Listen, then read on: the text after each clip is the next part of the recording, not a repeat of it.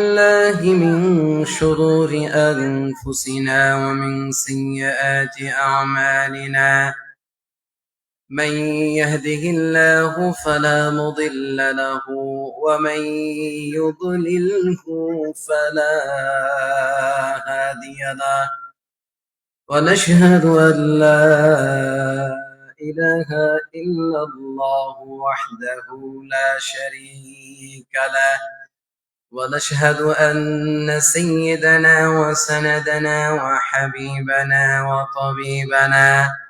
وطبيب قلوبنا ومولانا محمدا عبد الله ورسوله الذي أرسله بالحق بشيرا ونذيرا وداعيا إلى الله بإذنه وسراجا منيرا فقد قال الله سبحانه وتعالى في كلامه المجيد والفرقان الحميد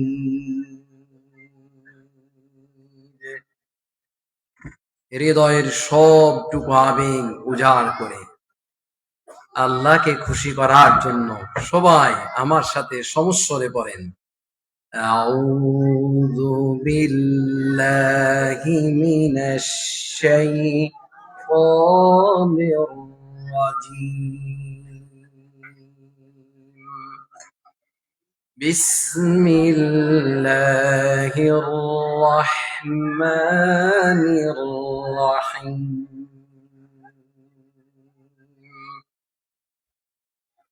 يا أيها الذين آمنوا كونوا أنصار الله كونوا أنصار الله كما قال عيسى بن مريم للحواريين من أنصاري إلى الله قال الحواريون نحن أنصار الله فآمنت طائفة من بني إسرائيل وكفرت طائفة فأيدنا الذين آمنوا على عدوهم فأصبحوا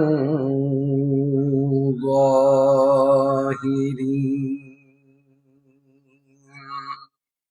هیچ کس در ملک او انباز نہیں قول او را لحن نہیں آواز نہیں با سلیمان داد ملک و سرواری شد مطیع خاتمش دیوا پوری چو عنایت قادر قیوم کرن چو عنایت قادر قیوم کرن در کافے داود آہن موم کرن لا الہ الا اللہ لا إله إلا الله لا إله إلا الله لا إله إلا الله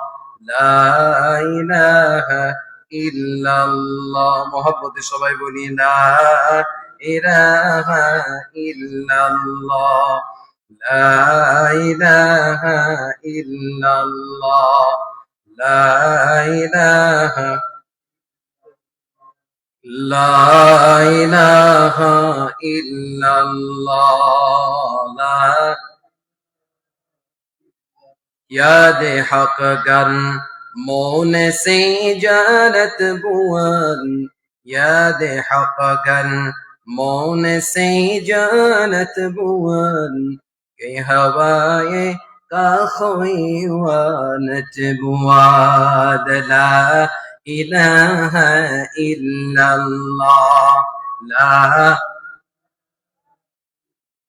ला इलाहा যতগুলো মানুষ বলে বসে আছেন আমার কলিজা ঠান্ডা হয়ে গেছে যতগুলো মানুষ প্রস্ফুটিত তারকারাজির নেই আল্লাহর কোরআন শোনার জন্য স্টেজের দিকে চেয়ে আছেন তাকিয়ে আছেন আপনারা তো আমারই মুসল্লি আমারই মানুষ আমার এলাকার মানুষ হয় মসজিদের মুসল্লি না হয় ঈদগাহের মুসল্লি আর না হয় রাস্তাঘাটে দেখা হলে সালাম বিনিময় করা একজন মানুষ কাছের মানুষ আপনজন আপনারা এইখানে যতক্ষণ বসে থাকবেন বলেন তো ততক্ষণে সময়টুকু আমরা কি চাই যে এটা আল্লাহর জন্য হয়ে যা চাই কে চাই হাত তুলি তো লিল্লাহি তাকবীর লিল্লাহি তাকবীর আলহামদুলিল্লাহ হাত নামার সাথে সাথে আমি যে কথাগুলো বলছি একটু মনোযোগ দিয়ে শোনেন কালেমা পড়বেন তো নিজের জীবনের জন্য লাভ কালেমা পড়বেন তো নিজের আমলের জন্য লাভ কালেমা পড়বেন মুসলমান আল্লাহ সুবহানাহু ওয়া তাআলা আপনার দিলের মরিচিকা গুলোকে দূর করে দেবে যদি আমি আপনাকে জিজ্ঞাসা করি বলেন তো এই পৃথিবীর বুকে একটা মানুষ যদি গাছতলায় অর্থাৎ আমিরে গাছতলায় যায় তাহলে সেখানে আম ছাড়া অন্য কিছু পাবে নাকি একটা মানুষ যদি কাঁঠালের গাছতলায় যায় তো কাঁঠাল পাওয়া যায় এই রকম ভাবে আপনি যদি বেলতলায় যান ওইখানে বেল ছাড়া অন্য কিছু পাবেন না আপনাকে যদি এই রহমত পেতে হয় রহমতের ছায়াতলে আসতে হবে রহমতের সামিয়ানায় যখন আসবেন ওলামায়ে কেরামের কাছে যখন আসবেন তখন আল্লাহর রহমত ছাড়া কিছু পাওয়া যাবে না আলহামদুলিল্লাহ বলেন আপনি গাছতলায় যাবেন বাসতলায় যাবেন কোন গাছের মালিক সেখানে দাঁড়ালে আপনাকে হয়তো হাতে একটা আম দিতেই দেবে আর কিছু দিতে পারবে না এই আমটা আপনি খাবেন খাওয়া পর্যন্তই শেষ কিন্তু আপনি যেই মজলিসে এসেছেন যেই মাহফিলে এসেছেন যেই সামিয়ানার নিচে এসেছেন শুধু ওয়ারেন্টি গ্যারেন্টি নয় এর চাইতেও আরো কিছু যদি গ্যারান্টি থাকে এই গ্যারান্টি দিয়ে বলা যেতে পারে এইখান থেকে আপনি যা নিয়ে যাবেন হতে পারে কিয়ামতের কঠিন বিপদ মুহূর্তে আজকের দিনের কালিমাটুকু আমার আপনার জন্য নাজাতের ওসিলা হয়ে যেতে পারে পারে কিনা যেহেতু আমার আপনার জন্য পরকালীন জীবনের নাজাতের ওসিলা হয়ে যেতে পারে এই কথাটা চিন্তা করে মুসলমান হৃদয়টাকে উন্মুক্ত করে জবানটা খোলে আল্লাহ যেমন সাগরের উর্মিমালা তাল লাগিয়ে একটার পর একটা আসে আপনারাও ঠিক ওই রকম কালেমার তাল লাগায়া কালামের ঢেউ উঠায়া আল্লাহর আরশ পর্যন্ত পৌঁছে দিতে রাজি আছেন সবাই মহব্বতে বলেন লা ইলাহা ইল্লাল্লাহ লা ইলাহা ইল্লাল্লাহ গর জামানে গাফিল জাহমাশুনি গর জামানে গাফিল জাহমাশুনি अंदरादम तंदरादम कदमे शैता सबीला इलाहा इल्लल्लाह ला इलाहा इल्लल्लाह ला इलाहा ला इलाहा इल्लल्लाह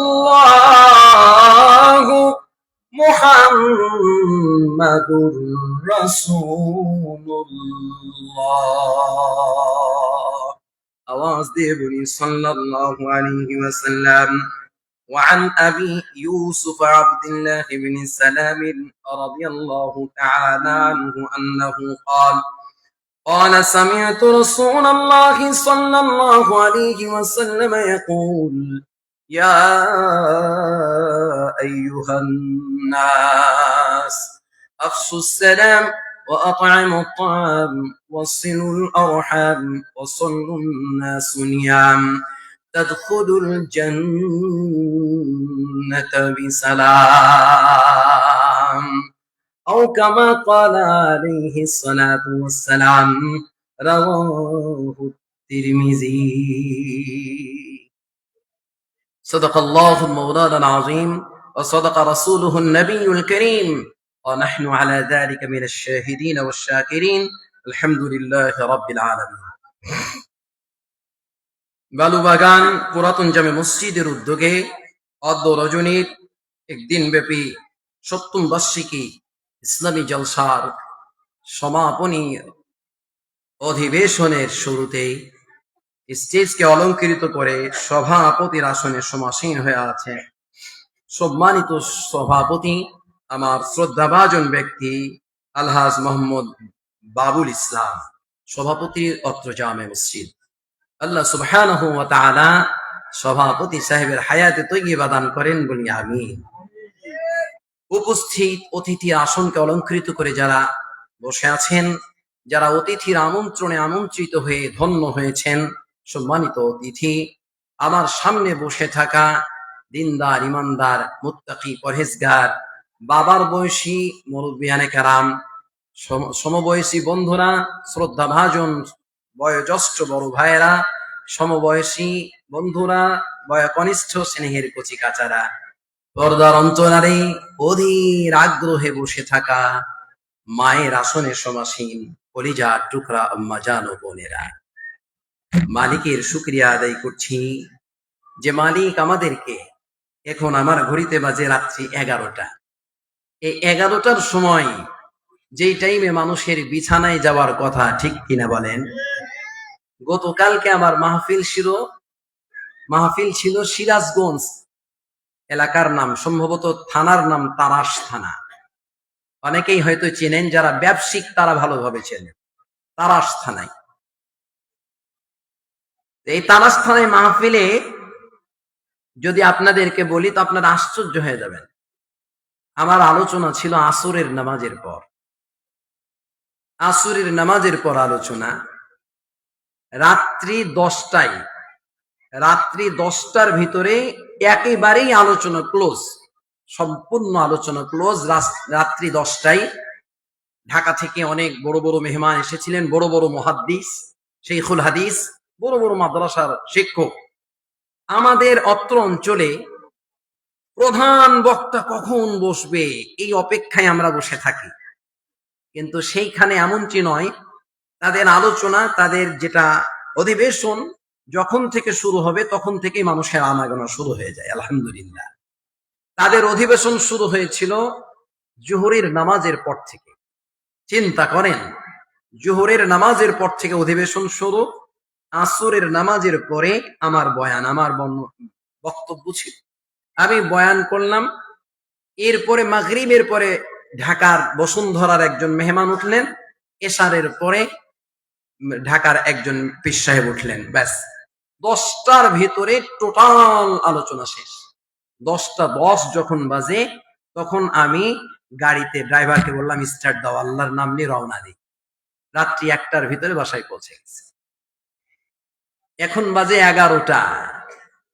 যে টাইমে ঘুমোতে যাওয়ার কথা সে টাইমে আপনারা এত জল জল করে তাকাচ্ছেন, আপনাদের তাকাতে মনে হচ্ছে যে 1টা বাজলো, সমস্যা নেই। আলহামদুলিল্লাহ, আলোচনা আমি করব আমার এলাকা নিয়েই, আমার জিন্দেগি, আমার এলাকা নিয়েই আমার গর্ব। চাঁপাইনবাবগঞ্জ এটা আমার গর্ব, গোটা বাংলাদেশ নয় গোটা পৃথিবীর কাছে আমার গর্বের জেলা হলো চাঁপাইনবাবগঞ্জ।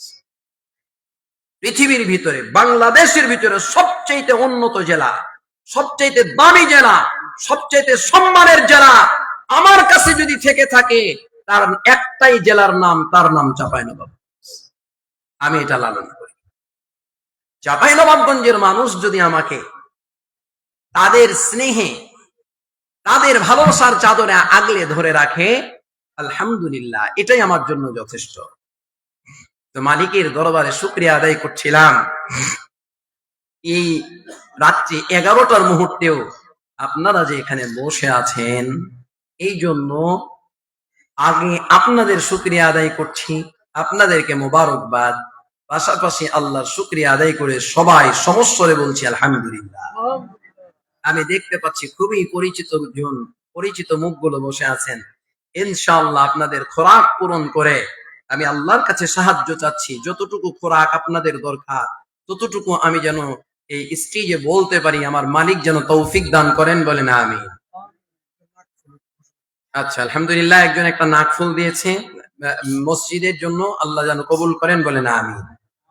দরুদ ও সালাম বর্ষিত হোক মানবতার কল্যাণকামী অগ্রদূত, রাষ্ট্রনায়ক, নবিকুল শিরোমণি মুহাম্মাদুর রাসূলুল্লাহ সাল্লাল্লাহু আলাইহি ওয়াসাল্লামের প্রতি, যিনি শুধু ইয়েতিম নবী ছিলেন না।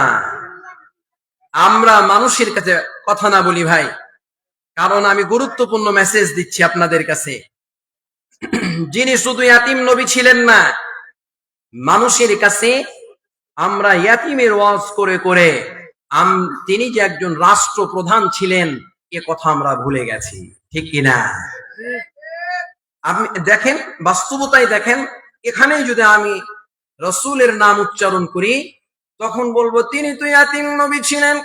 তার ক্যাথা বালিশ আর যে পোশাক গুলো ছিল, সে পোশাক গুলো কত নমনীয় ছিল, কত নরম পর্যায়ে ছিল। অর্থাৎ একেবারেই নরমাল পোশাক পরতেন, একেবারেই কম দামি পোশাক পরতেন।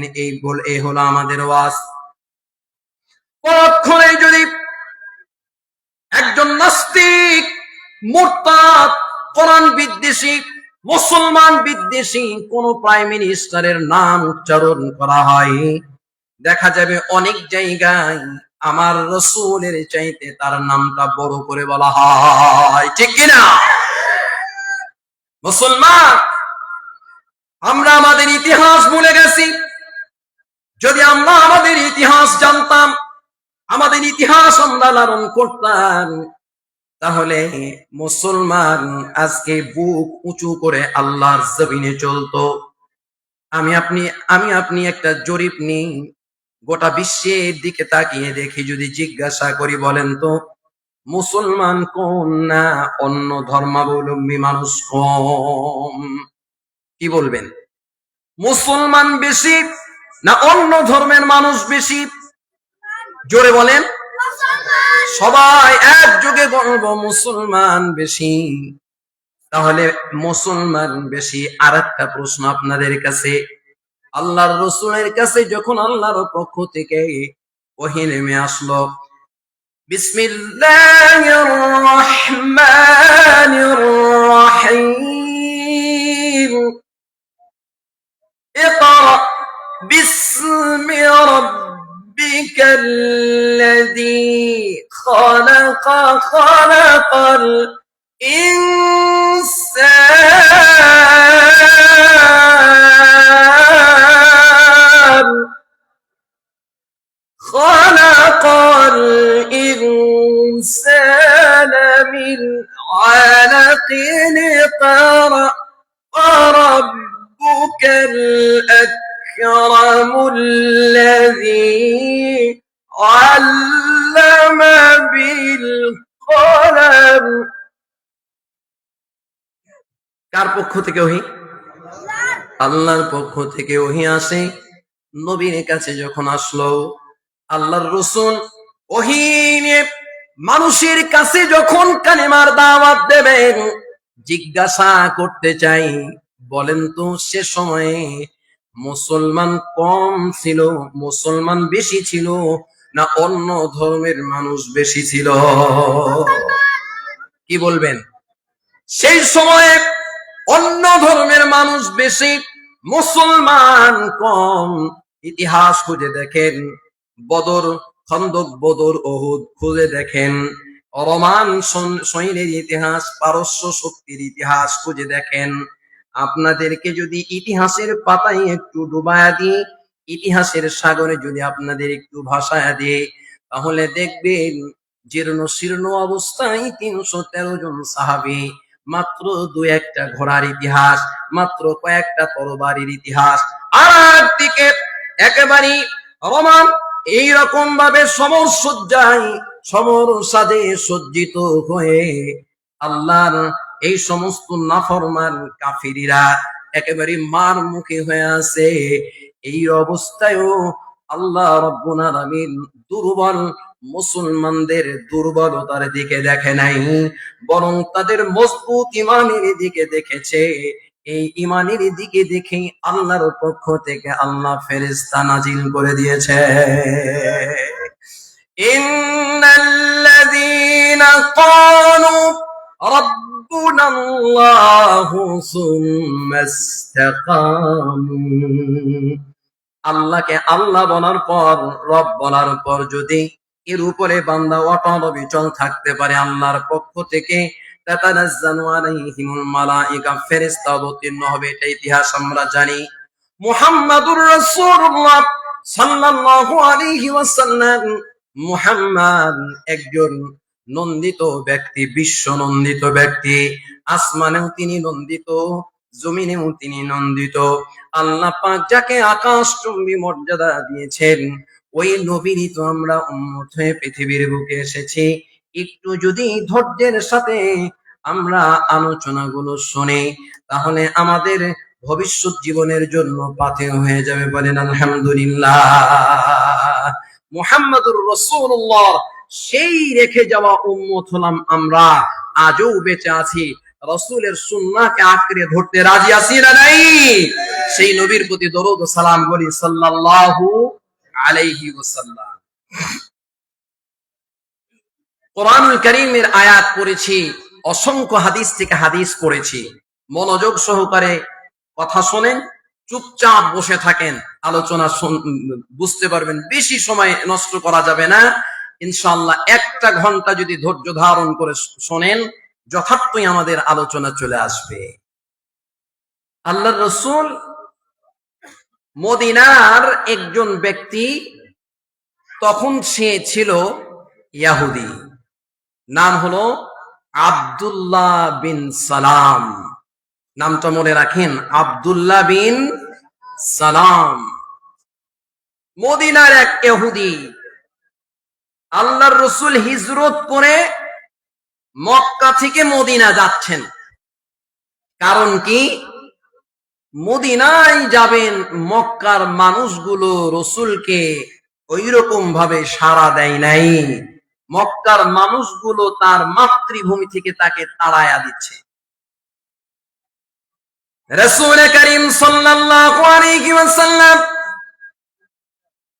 খুবই গুরুত্বের সাথে শোনেন, মদিনায় চলে গেলেন। মদিনায় যাওয়ার পর আল্লাহ নবী সাহাবীদেরকে নিয়ে মসজিদে বসা।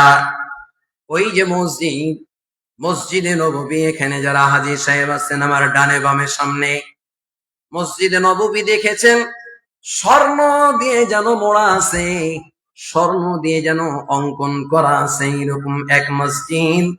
আল্লাহর রাসূল বলেছেন এটা আমার মসজিদ, মসজিদি, এটা আমার মসজিদ। রাসূল করিম সাল্লাল্লাহু আলাইহি ওয়াসাল্লাম মসজিদে বসা। এ মুসলমান, আপনারা যেমন এখানে বসা, ঠিক এইরকম ভাবে সাহাবা আজমাইন আল্লাহর রাসূলের সামনে বসে আছে। না জানি মুহাম্মদ আমাদেরকে কোন কথাগুলো বলে। এইরকম টাইমে আল্লাহর রাসূল কি কথা বলবে, মনোযোগ সহকারে সবাই শোনে। তখনও আব্দুল্লাহ বিন সালাম মুসলমান হয় নাই, কিন্তু হযরত আব্দুল্লাহ বিন সালাম ইহুদির অনেক বড় পণ্ডিত, ইহুদির অনেক বড় পণ্ডিত ছিলেন। তিনি আব্দুল্লাহ বিন সালাম, তিনি আল্লাহর রসুলকে দেখে চিন্তা করলেন, হায় হায়, এটা তো চেহারা আমি তাওরাত জাবুর ইনজিলের ভিতরে যা দেখেছি হুবহু তার চেহারার সাথে মিলে যায়। না না, এটা মুহাম্মদ ছাড়ার কেউ হতে পারে না। তার কথাগুলোর ভিতরে মুহাম্মদের গন্ধ পাওয়া যায়, মুহাম্মদের ঘ্রাণ পাওয়া যায়, তার আচরণের ভিতরে মুহাম্মদের ঘ্রাণ পাওয়া যায়। সে একজন বড় আলেম ছিল। এই অবস্থায় মুসলমান না জানি কোন মুহূর্তে তাকে আঘাত করতে পারে, তাই ভয়ে ভয়ে রাসূলের কাছে যাচ্ছে। দূর থেকে দেখে মসজিদে নববীর ভিতরে আল্লাহর রাসূল তার সাহাবীদেরকে নিয়ে এরকম উপদেশ দেন, সাহাবীদেরকে নিয়ে কিছু কথা বলেন। সাহাবা আজমাইনদেরকে নিয়ে আল্লাহর রাসূল মোট 4টা কথা বলেছেন। বলেন কয়টা কথা? বলেন কয়টা কথা? আওয়াজ দিয়ে দেখান কয়টা কথা, কয়টা? 4টা কথা বললেন। সাহাবা, আমি আপনাদেরকেও ওই হাদিসটা সামনে নিয়ে এসেছি, আপনাদের সামনেও আমি ওই 4টা কথা বলবো, যেই 4টা কথার ব্যাপারে আল্লাহ রাসূল তার সাহাবাদেরকে বলেছেন। কোনার থেকে দূর থেকে জানালার খিড়কির পাশ দিয়ে আব্দুল্লাহ বিন সালাম, তদানীন্তন কালে সেও একজন আলেম মানুষ ছিল, দূর থেকে ভয়ে ভয়ে দুরু দুরু প্রাণ নিয়ে বলে, মুহাম্মদ কি বলে এটা তো আমার জানা দরকার। আব্দুল্লাহ বিন সালাম যখন তিনি সাহাবী হয়ে গেলেন, তখন হাদিসটা বর্ণনা করেছেন। আর এই হাদিস কিতাবের ভিতরে বর্ণনা হতে হতে এক পর্যায়ে তিরমিজি শরীফের ভিতরে হাদিসটা বর্ণনা করা হয়েছে। ইনশাআল্লাহ হাদিসের বর্ণনা আপনাদেরকে নিয়ে যাওয়ার আগে আমি যে আয়াতে কারিমা তেলাওয়াত করেছি ওই আয়াতের দিকে আপনাদেরকে একটু নিয়ে যাই। আল্লাহ পাক বলেন, ইয়া আইয়ুহাল্লাযীনা আমানু কুনু আনসারাল্লাহ।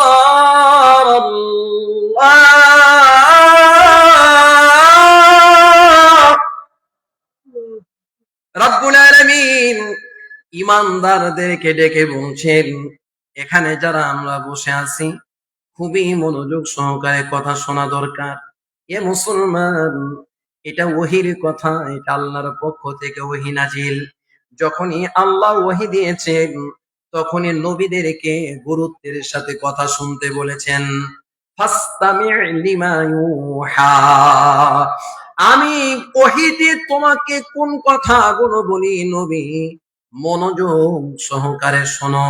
আল্লাহ আমাদেরকে শেখাচ্ছেন, বান্দা ওহীর আলোচনা যেখানে হবে পিন পতন পরিবেশ করে তোমরা যদি শুনতে পারো, মালিকের পক্ষ থেকে আল্লাহ তোমাদের উপরে রহমত দেবে। আজকে জুমায় আলোচনা করতে গিয়ে বললাম, মুসলমান, আজকে ওহীর গুরুত্ব আমার আপনার ভিতরে নাই, যার কারণে এইরকম রাম রাম বাম তারা কুল আউযু বিরাব্বিন নাস মানে আল্লাহ নাচতে বলেছে, বলেন নাউযুবিল্লাহ। এই কথা মুসলমানের কান্ট্রিতে থেকে, মুসলমানের বাংলাদেশে থেকে, মুসলমানের জমিনে থেকে, মুসলমানদের ভিতরে থেকে কোনদিন এইরকম আউল বাউল এ কথা বলার শক্তি রাখে না, ঠিক কিনা? মুসলমান সে যদি তার ঈমানের চেতনায় এইরকম ভাবে নিজেকে একজন বলিষ্ঠ কণ্ঠস্বর, একজন সুঠাম দেহের মুসলমান, প্রকৃত ঈমানদার হয়ে থাকতো, তাহলে তার সামনে কোন রামবাম আর নাস্তিক মুক্তার এইরকম আজে বাজে মন্তব্য করতে পারতো না।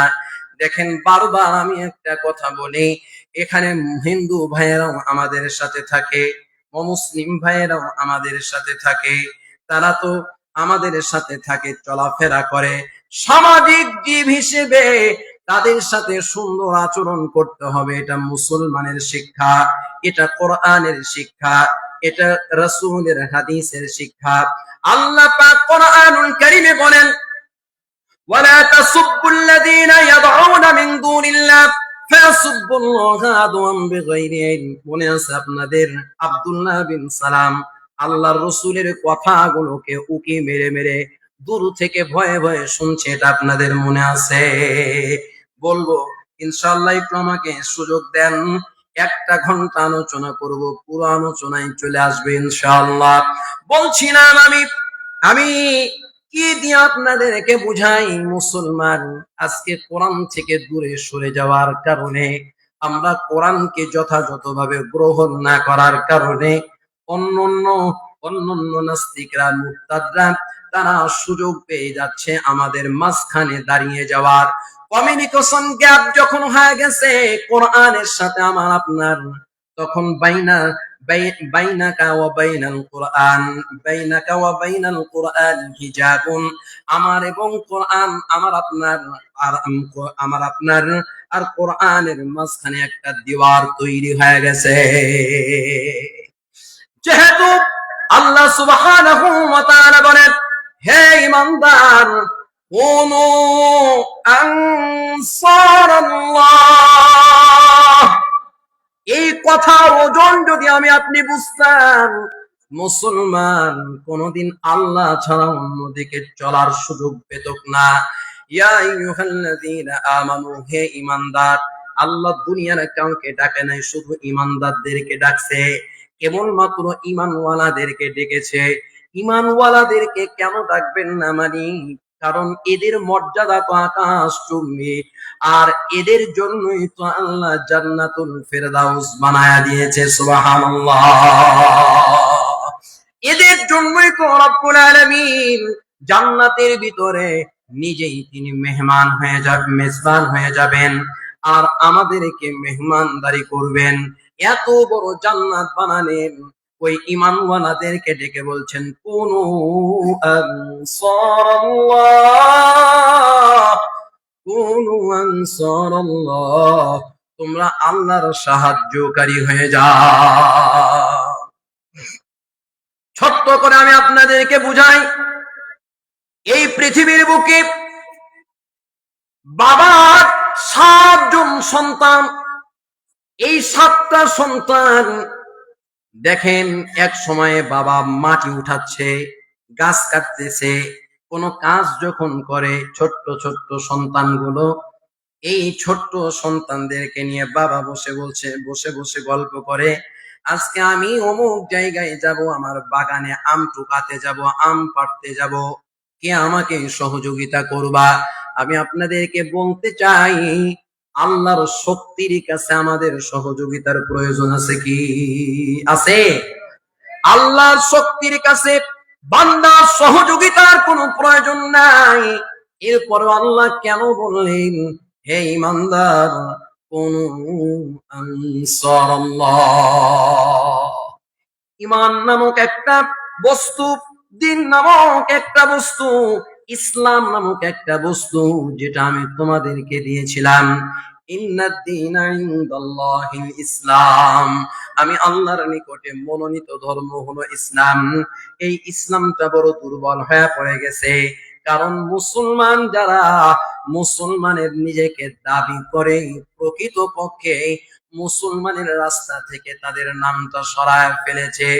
ও মুসলমান, আল্লাহ ডেকে ডেকে বলছেন, কোন আনসারাল্লাহ, আল্লাহর সাহায্যকারী হয়ে যাও। কেন আল্লাহর সাহায্যকারী হবা বান্দা? মুসলমান, আল্লাহ পাক বলেন, কামা ক্বালা ঈসা ইবনু মারইয়ামা লিল হাওয়ারিনা মান আনসারি ইলাল্লাহ,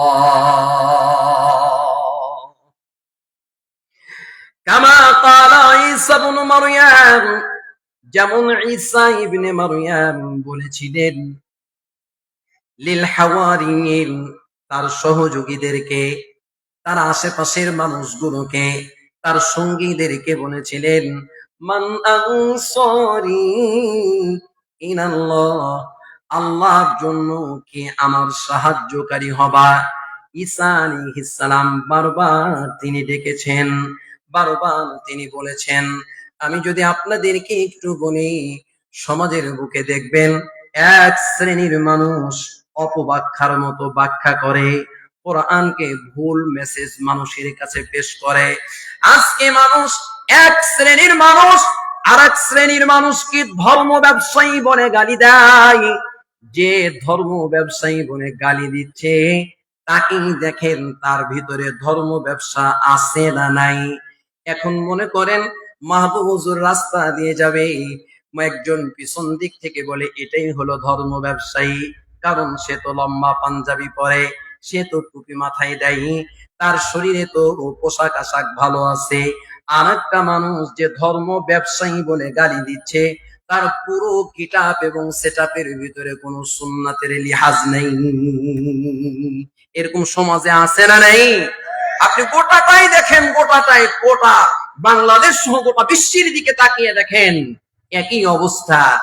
সমাজ যখন এইরকম হয়ে যাবে, মানুষগুলো বুঝে নিতে হবে উলাইকা কাল আনআমি বাল হুম আযাল উলাইকা হুমুল গাফিলুন।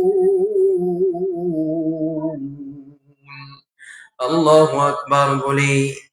কি দিয়ে বোঝাই আমি আপনাদেরকে, কেমন করে বোঝাবো? আমি যে একটা মেসেজ আপনাদের কাছে থ্রো করব, এই জন্য আপনার মনোনিবেশটা কোরআনের দিকে হওয়া চাই। একটু আমি আপনাদেরকে বলি, মা বোনেরা বসে আছেন, গুরুত্বের সাথে শোনেন কথা।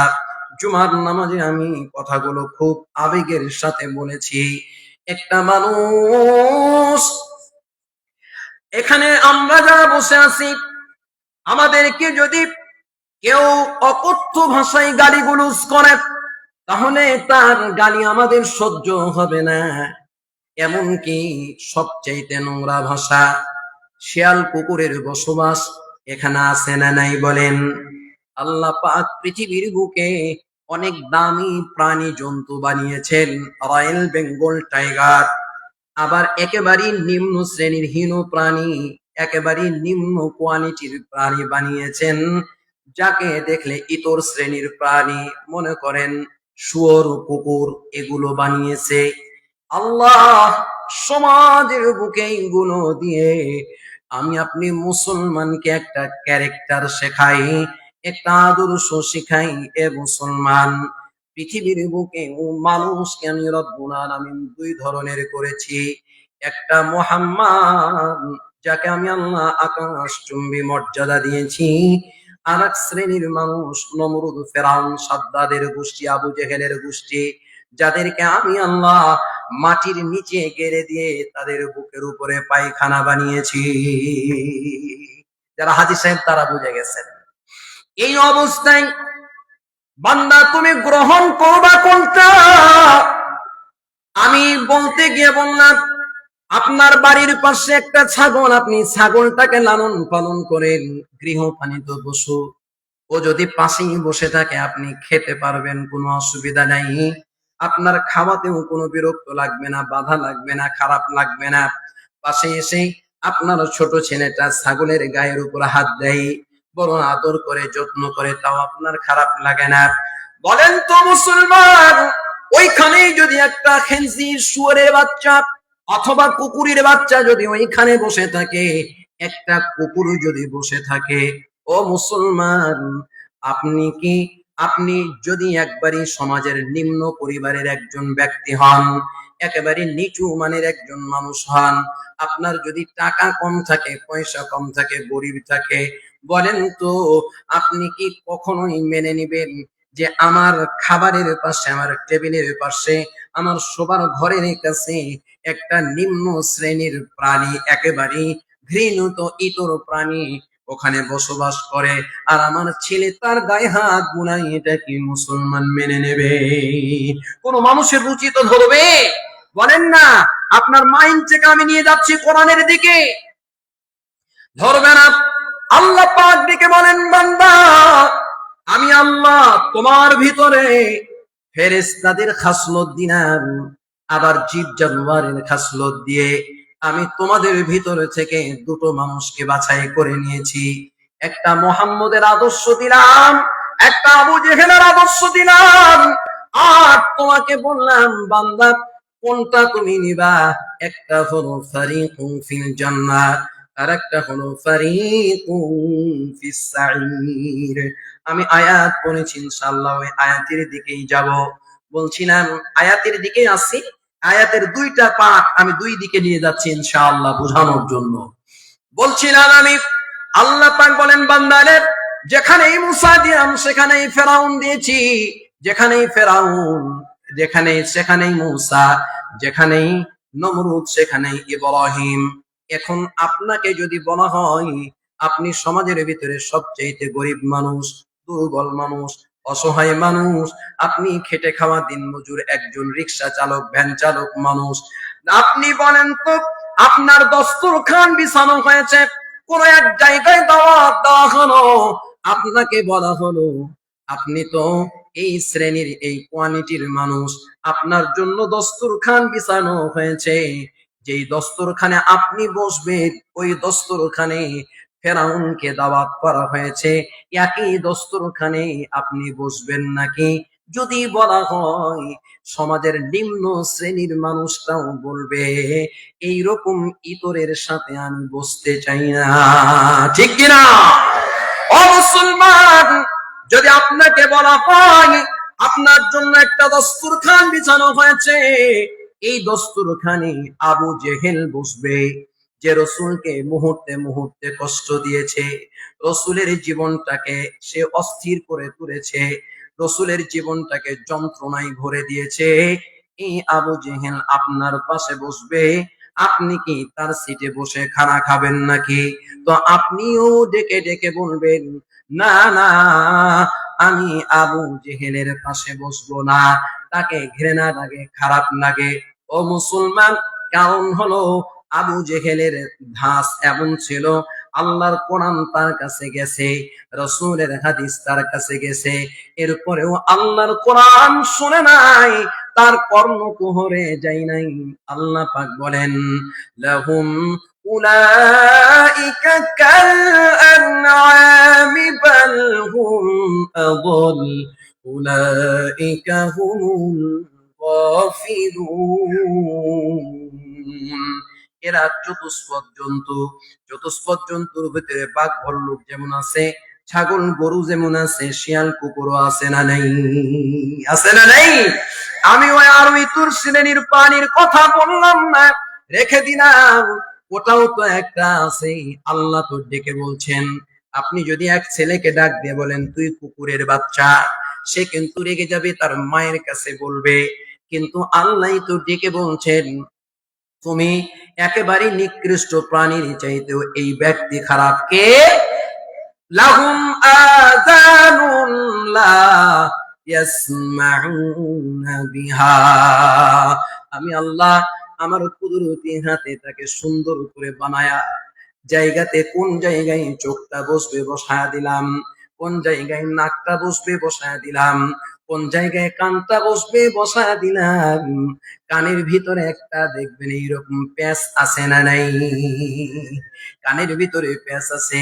গবেষকদের গবেষণা করে দেখেন, সায়েন্স করে দেখেন, ইতিহাস যেটা, সায়েন্স যেটা লিখতেছে, যদি কোন মানুষ সরাসরি ডাইরেক্ট তার সাউন্ড কানের ভিতরে চলে যেত, এখানে কোনো মেকানিজম না থাকতো, তাহলে আল্লাহর গুনাহ এই আওয়াজ শোনার সাথে সাথে তার কানের পর্দা ফেটে যেত। মালিক বলে বান্দা আমি যে তোকে ভালোবাসি, আমি যে তোকে মহাব্বত করি রে বান্দা, আমি যে তোকে দরদ দিয়ে বানিয়েছি, আমি আমার গোলাম বানানোর জন্যই বানিয়েছি বান্দা, কোথায় তোর কষ্ট হয় এটা আমি আল্লাহ তোকে দেখবো। কানটা বানালাম, আবার কানের ভিতরে এইরকম ডিজাইন না দিন উপাত্ত, কিন্তু না রে বান্দা না, যখন কেউ কথা থ্রো করবে, সাউন্ডটা যখন যাবে, তার ফ্রিকোয়েন্সি তোর কানের উপরে লাগবে, সাথে সাথে সেটা ক্যাচ করবে, এই সাউন্ডটাকে পুরো মেকানিজম করে যতটুকু তোমার কানের ভিতরে প্রয়োজন, আমি আল্লাহ ততটুকু শোনার তোমাকে ব্যবস্থা করে দিয়েছি। সুবহানাল্লাহ বলেন। ও রাস্তায় হেঁটে যান, কত মানুষকে দেখবেন বধির, কানে শোনে না, কত মানুষকে দেখবেন। আমি অনেক মানুষ দেখেছি, এগুলো যখন চিন্তা করতাম তখন মনে হতো মানুষের কান নাই, এমনটি হয় নাকি? হ্যাঁ হ্যাঁ, আমি এমন কিছু মানুষ দেখেছি যাদের পুরো কানের এই পুরোটাই নাই, এইরকম ভাবে ঢাকা, কানটা ঢেকে গেছে, নাক নাই, এইরকম মানুষও দেখেছি। চোখ নাই, চোখ নাই মানে হচ্ছে পুরো চোখটা উপর দিয়ে ঢাকা, এইরকম মানুষ আল্লাহ জমিন আছে। আল্লাহ ডাক দিয়ে বলেন, বান্দা, এ আল্লাহর গোলাম, বালুবাগান এলাকার মানুষ, বালুবাগান পুরাতন জামে মসজিদের এলাকার মানুষ, আমি যে তোমাকে বড় দরদ দিয়ে বানালাম, বড় সুন্দর করে তোমার কানটা সেট করে দিলাম, যাতে এই পৃথিবীর বুকে যখন মসজিদের উন্নতি করবে, মসজিদের জন্য মাহফিল হবে, ওলামায়ে কিরাম যখন কোরআনের কথাগুলো বলবে, আল্লাহর গোলাম রে, তখন এই কথাগুলো কানের কান দিয়ে শুনে তোমার দিলের ভিতরে বসায় দিও। এত দরদ আর ভালোবাসা দিয়ে যে আল্লাহ আমাকে আপনাকে কথাগুলো বললেন, যে আল্লাহ সুন্দর করে বানালেন, এই কানটা পাওয়ার পর আল্লাহর কথাগুলো যদি মনোযোগ দিয়ে আপনি না শুনি, আল্লাহ বলে দিচ্ছেন, কাল আনআমি বাল হুম আদাল, এরা চতুষ্পদ জন্তু চাইতেও খারাপ। আমি তো আপনাদেরকে বলি নাই আপনি এটা করেন ওটা করেন, শুধু আপনার কাছে মেসেজ থ্রো করে দিলাম, গ্রহণ করার দায়িত্ব আপনার। ফারিকুম ফিল জান্নাত, এটা জান্নাতের পথ, এটা হলো তরিকু মুহাম্মদ, এটা মুহাম্মাদের পথ, এটা তরিকুল্লাহ, এটা আল্লাহর পথ, এটা তরিকুল কুরআন, এটা কোরআনের পথ, এটা হেদায়েতের পথ, এটা দ্বীনের পথ, আল্লাহর কালামের পথ, ভালো মানুষের পথ, ওলামায়ে কেরামের পথ, এটা হেদায়েতের পথ, এটা মসজিদের পথ, এটা নামাজীদের পথ। আপনার বাম দিকে আর একটা আছে, এটা হলো ফেরাউনের পথ, এটা হলো নমরুদের রাস্তা, এটা হলো আবু জেহেলের রাস্তা, এটা হলো শয়তানের রাস্তা, এটা হলো বামপন্থীদের রাস্তা, এটা ওই সমস্ত নাস্তিক মুক্তাদার বেঈমানদের রাস্তা, যারা আল্লাহর জমিনে খায়, আল্লাহর জমিনে উঠা বসা করে, আল্লাহর নিয়ামত খাওয়ার পরেও আল্লাহ যখনই মাইকটা পেয়ে যায় আল্লাহর নাফরমানি করতে থাকে। শুধু তার জীবনে নয়, ব্যক্তি জীবন থেকে সংসদ জীবন পর্যন্ত শুধু আল্লাহর নাফরমানি করে। এই সমস্ত মানুষগুলোর জন্য আল্লাহ একটা পথ করে দিলেন, আর বলে দিলেন, ফারীকুন ফিল জান্নাহ ওয়া ফারীকুন ফিস সাঈর, জান্নাতের পথ আর জাহান্নামের পথ, মিনাল ইয়ামিনি ওয়া মিনাশ শিমাল, একটা ডানের পথ আর একটা বামের পথ, বলো তুমি কোনটা গ্রহণ করবা? ও বালুবাগান এলাকার মানুষ, আমি আপনাদের কাছে দুটো পথ রেখে দিলাম। আলোচনা অল্প করা দরকার, বেশি করে এমন কিছু বললাম কিছুই বুঝি না। আমি দুটো পথ রেখে দিলাম। আমি যে তিনটা শব্দ ব্যবহার করেছি, আমি এই আয়াতটা পড়ি তখন আমার ব্রেনের ভিতরে ধরে। মানুষ যদি এই একটা মাত্র আয়াত, কোরআনের একটা আয়াত তার সামনে নিত আর একটা আয়াত শুধু যদি বুঝতো, তাহলে এই মানুষটা তার জীবনটাকে আল্লাহর রঙে রঞ্জিন করে তুলতো। একটু বলি সুবহানাল্লাহ, আলহামদুলিল্লাহ, লা ইলাহা ইল্লাল্লাহ, সুবহানাল্লাহ, লা ইলাহা, সুবহানাল্লাহ, আলহামদুলিল্লাহ, লা ইলাহা।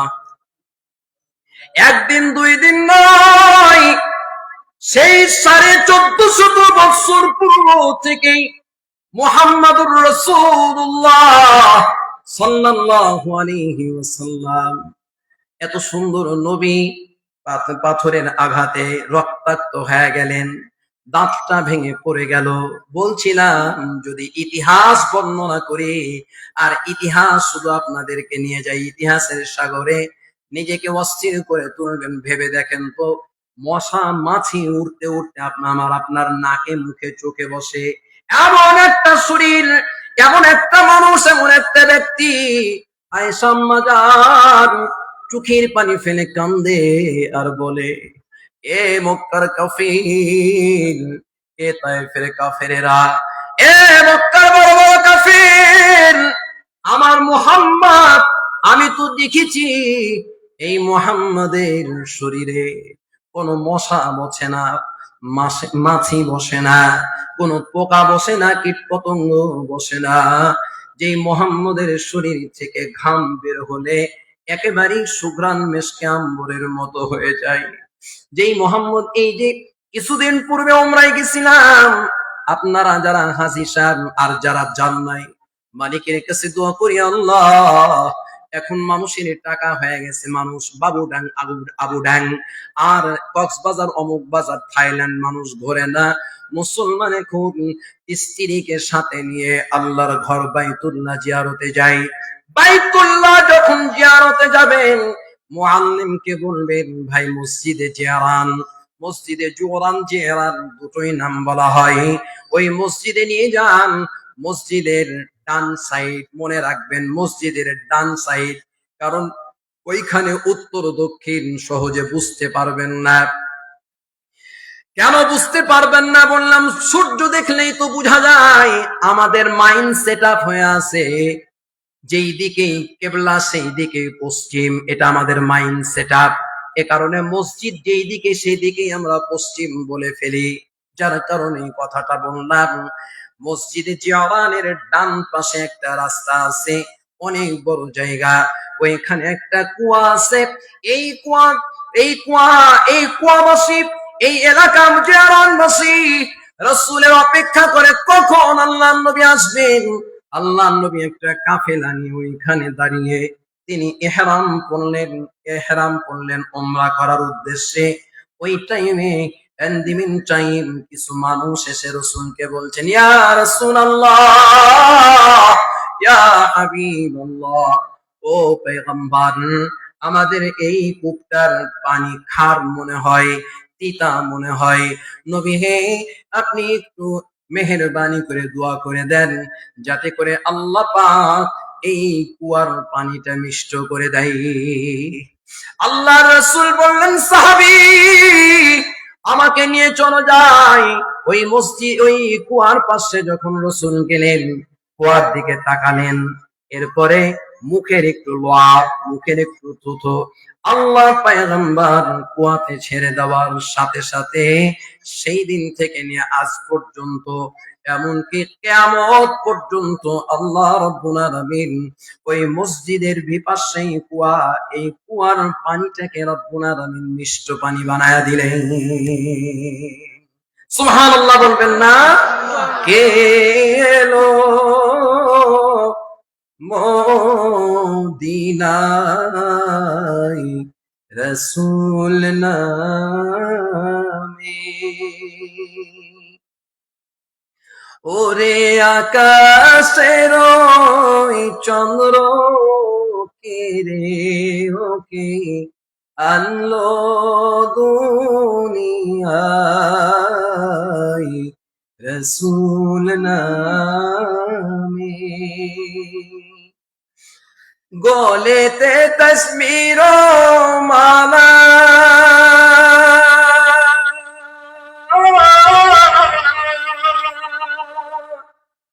কে চলে ওই কামলিওয়ালা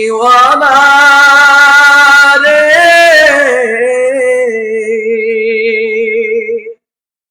ওরে এমন দরদীর কথা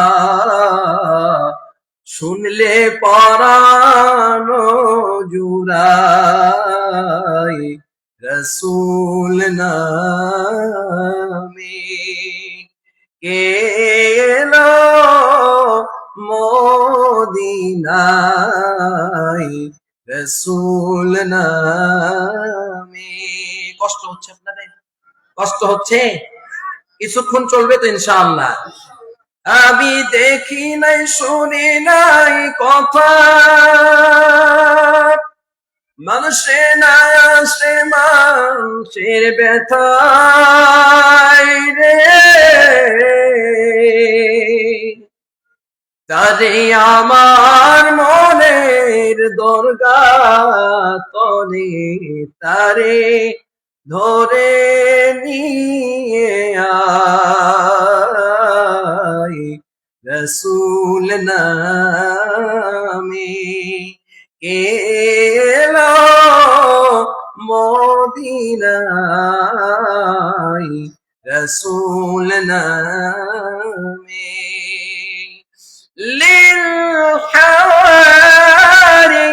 للحواريين من أنصاري إلى الله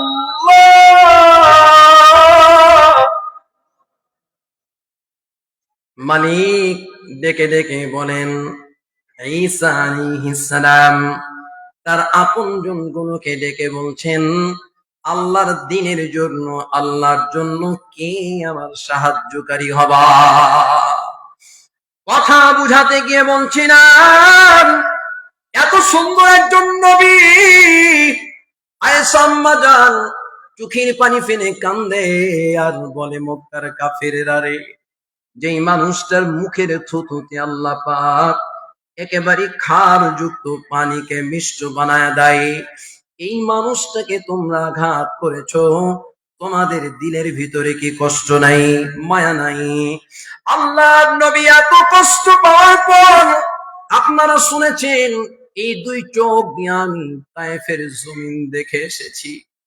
তায়েফের জমিনে রাসূলের রক্ত যেখানে আল্লামা মরহুম দিলাওয়ার হুসাইন সাঈদী নওয়ারাল্লাহু মারকাদাহু তিনি যে বলেছিলেন, যেখানে তায়েফের জমিনে সবচাইতে বেশি রক্ত পড়েছে, ওই জায়গাটা আমি দেখে এসেছি। আমরাও ওই জায়গা দেখে এসেছি, তবে জায়গাটা ফাইন্ড আউট করা নাই, কোনটা জায়গাটা বলা নাই। এই জায়গা, এই এরিয়ার ভিতরে আল্লাহর রসুল মার খাওয়ার পর যখন আব্বাসের বাগানে গেলেন, ওই বাগানের ভিতরে রসুলকে তিনি নিজে আঙ্গুর চিপে রস বানায়া খেতে দিয়েছেন। ওই বাগান আজ পর্যন্ত আছে, ওই বাগানে এখনো ফল ফলাদি হয়, এখনো চাষাবাদ করা হয়। এই জায়গাটায় আল্লাহর নবী বসা পা জমে গেছে। উপর থেকে আল্লাহর পক্ষ থেকে জিবরাইলকে বলা হলো, জিবরাইল আমার বন্ধুর কাছে যাও। আল্লাহর রাসূলের কাছে আসলেন জিবরাইল, ও পয়গম্বর, এত বড় বড় পাহাড়, একদিকে হলো জাবালে শিফা, ও রাসূল একদিকে জাবালে শিফা আর একদিকে জাবালে হাবাব, একটা পাহাড় আছে তায়েফের ভূমিতে সবচাইতে উঁচু পাহাড়, এটাকে জাবালে শিফা বলা হয়। আর তায়েফ যখন উঠবেন, এই উঠতি পথে, তায়েফের উঠতি পথে যে থানার নাম, পাহাড়ের নাম, ওই পাহাড়টার নাম হলো পাহাড় জাবালে হাদাব। এই দুটো পাহাড়কে নবী আপনি যদি অনুমতি দেন, বা অন্য কোন পাহাড়, দুই দিকের পাহাড়কে নিয়ে এই তাইফবাসীকে আমি চিপে মেরে ফেলে দেই। আল্লাহর রাসূল চোখের পানি ছেড়ে কেঁদে কেঁদে বলেছিলেন, না, আমি তাইফবাসীকে ক্ষমা করে দিয়েছি। আজকে তাইফবাসী যদি বেঁচে থাকে, কালের চক্রে একদিন তারা আমার উপরে ঈমান আনবে। কালের চক্র যদি এখন আমি আপনি দেখি, এ মুসলমান, যেই জায়গায় সেজদা দিচ্ছেন মাওলানা জাহাঙ্গীর সাহেব, আপনাদের সম্মানিত ইমাম সাহেব, তিনি যে নামাজ পড়ান, আল্লাহু আকবার বলার সাথে সাথে সবাই সিজদায় লুটিয়ে পড়লেন। আপনাদের মুয়াজ্জিন সাহেব মিনারের চূড়ায় যখন আযান দেয়, দূর দিয়ে মসজিদে চলে আসেন। আপনি বলেন তো, ইতিহাস দেখান তো, 100 বছর আগে এখানে কোন সেজদা দেওয়া হয়েছে নাকি? 200 বছর আগে এখানে কেউ সেজদা দিয়েছে নাকি? ওই যে রাসূলের মার্সি করা, আল্লাহর রাসূলের ত্যাগ হতে পারে ওর দুয়ার বিনিময়ে আল্লাহ এ বানু বাগানকে কবুল করে নিয়েছে। বানু বাগানের মানুষ ওই সময় রাসূল চিন্তা করেছিলেন আজকের মানুষগুলো কথা শুনুক আর না শুনুক, আমি রহমাতুল লিল আলামিন তাদের জন্য যদি দোয়া করি, হতে পারে কালের আবর্তন বিবর্তনের মাঝ দিয়ে বালুবাগান এলাকার মানুষগুলো বসে বসে আল্লাহর কোরআন শুনবে। লিল্লাহে তাকবীর! আওয়াজ দেন, হাত উঁচু করেন, লিল্লাহে তাকবীর, লিল্লাহে তাকবীর। বাস্তবতার সাথে মিলান, যার কারণে আল্লাহর পয়গম্বর সেই দিন ধ্বংসের দোয়া করেন নাই। ও মুসলমান, তারা আল্লাহর রাসূলের কথাগুলো গুরুত্বের সাথে শোনে নাই। এখনকার মানুষ আমি আপনিও যদি আল্লাহর রাসূলের কথাগুলো গুরুত্বের সাথে না শুনি, আল্লাহ আবার ডেকে বললেন, বান্দা তোমাকে কান দিলাম, এত সুন্দর করে বানালাম রে বান্দা, কথা শুনে শুনে সিজদা দিয়ে বলবি সুবহানা রাব্বিয়াল আলা। এত বলার পর, এত দরদ দেওয়ার পর যদি না শোনো, চোখ দিলাম যদি তুমি না দেখো, অন্তরটা তো দিয়েছি রে বান্দা, লাহুম কুলুবুন লা ইয়াফকাহুনা বিহা, এই যে হৃদয় দিলাম, এই হৃদয় দিয়ে তুমি অনুধাবন করলা। এটা তো আবু জেহেলের পথ, এটা তো মুহাম্মাদের পথ সাল্লাল্লাহু আলাইহি ওয়াসাল্লাম। এই পথে যদি আমি চলি, তাহলে মানুষ আমাকে কি বলবে, লোক সমাজ আমাকে কি বলবে, সমাজের মুখে আমি কি সমাজের সামনে আমি কি মুখ দেখাবো। একটা বার চিন্তা করেন, আমি আপনাকে এত কিছু করতে আসি নাই, বলতে আসি নাই, শুধু একটা কথা বলতে চাচ্ছি মুসলমান। আপনি একবার চিন্তা করেন, আপনার দেহটা মৃত্যু শয্যায় শায়িত হয়ে আছে, আপনার ডান দিকে ফেরেশতা, বাম দিকে ফেরেশতা, বাম দিকের ফেরেশতা ডাক দিয়ে বলছে মুহূর্তের ভিতরে ওকে জাহান্নামে নিয়ে চলে যাব। আর ডান দিকের ফেরেশতা ডাক দেয় বান্দার ইন্তেকাল হলেই তাকে আল্লাহর জান্নাতে নিয়ে যাব। মাঝখানে মালাকুল মউতের অবস্থান আপনি দেখতেছেন, ছটপট ছটপট শুরু করেছেন, ছটপটানি শুরু হয়ে গেছে। আল্লাহর বান্দারে বলেন তো, এই মুহূর্তে আপনাকে পিছন দিক থেকে যদি কেউ বলে না না তুমি জাহান্নামের রাস্তায় যাও, আপনি কি মেনে নেবেন? যদি আপনি ওই সময় কথাগুলো না মানেন, যদি আপনি ওই সময় যেতে না চান, তাহলে এখন যে ইনিয়ে বিনিয়ে আপনাকে বলা হচ্ছে, মিনারের চূড়ায় ডাক দিয়ে মসজিদের মেহরাব থেকে ইমাম সাহেব আপনাকে বারবার বলে, এই বক্তব্যের মজলিস থেকে আপনাকে বারবার বলা হচ্ছে জান্নাতের রাস্তায় আসেন, জান্নাতের রাস্তায় আসেন। এই কথাগুলো হৃদয় দিয়ে যদি অনুভব না করি, অনুধাবন না করি, তাহলে চতুষ্পদ জন্তুর চাইতেও নিকৃষ্ট আবু জেহেলের মতো আমাকে আপনাকে মরা লাগবে, আর তারপরে ফেরাউনের মতো মরা লাগবে। আবার প্রশ্ন ছুড়ে দিবেন আপনারা, হুজুর আপনি বললেন চতুষ্পদ জন্তুর চাইতেও নিকৃষ্ট আবু জেহেলের মতো। হ্যাঁ, আমি যেটা বলেছি এটাই ঠিক বলেছি, সঠিক বলেছি। আল্লাহর কোরআন তো তাই প্রমাণ করে, উলাইকা কাল আনআম, এরা হলো চতুষ্পদ জন্তু। কিয়ামতের ময়দানে আমার উস্তাদ এই আয়াতের তাফসীর করতে গিয়ে বলতেন, বাবা কাল আনআম বলার পর বালহুম আদাল, এর চাইতেও এরা খারাপ, এটা বলা হলো এর কারণ কি?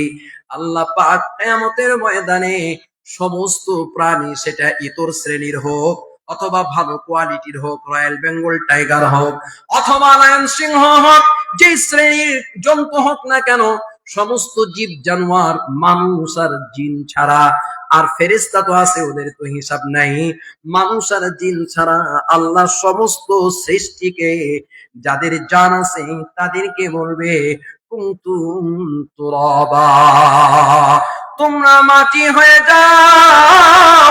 আর এই সমস্ত প্রাণীগুলো হাসুরের মাঠে মাটি হয়ে যাবে, তাদের কোনো হিসাব হবে না। তাই তো ওমর ফারুক রাদিয়াল্লাহু তাআলা আনহু ঈদের নামাজ পড়তে যাবেন, ওই রকম টাইমে তিনি ওয়ালের পাশ ধরে, কি বলে, মসজিদের কোণা ধরে কাঁদছে আর বলছেন, আর রাস্তা দিয়ে যাচ্ছেন আর বলছেন, ও জমিনের তৃণলতা, তোমাদের ভাগ্য কতই না সুন্দর।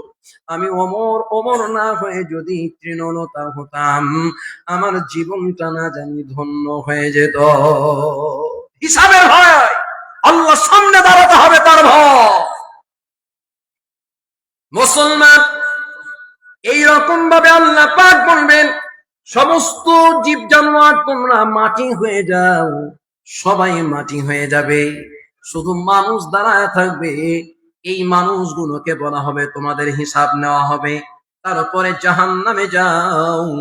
এই হিসাব নিয়ে যদি জাহান্নামে যেতে হয়, তাহলে ওই চতুষ্পদ জন্তুর চাইতেও তো খারাপ।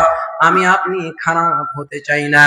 এখন যে মেসেজ থ্রো করা হবে, এটা যদি আমি আপনি দিল থেকে কথাগুলো শুনি, আমার আপনার দিল কানের দিয়ে, আমি আপনার দিলের কান দিয়ে যদি কথাগুলো অনুধাবন করার চেষ্টা করি, প্রকৃত কলব এটা ইমানদারের কলব হবে, মুমিনের কলব হবে।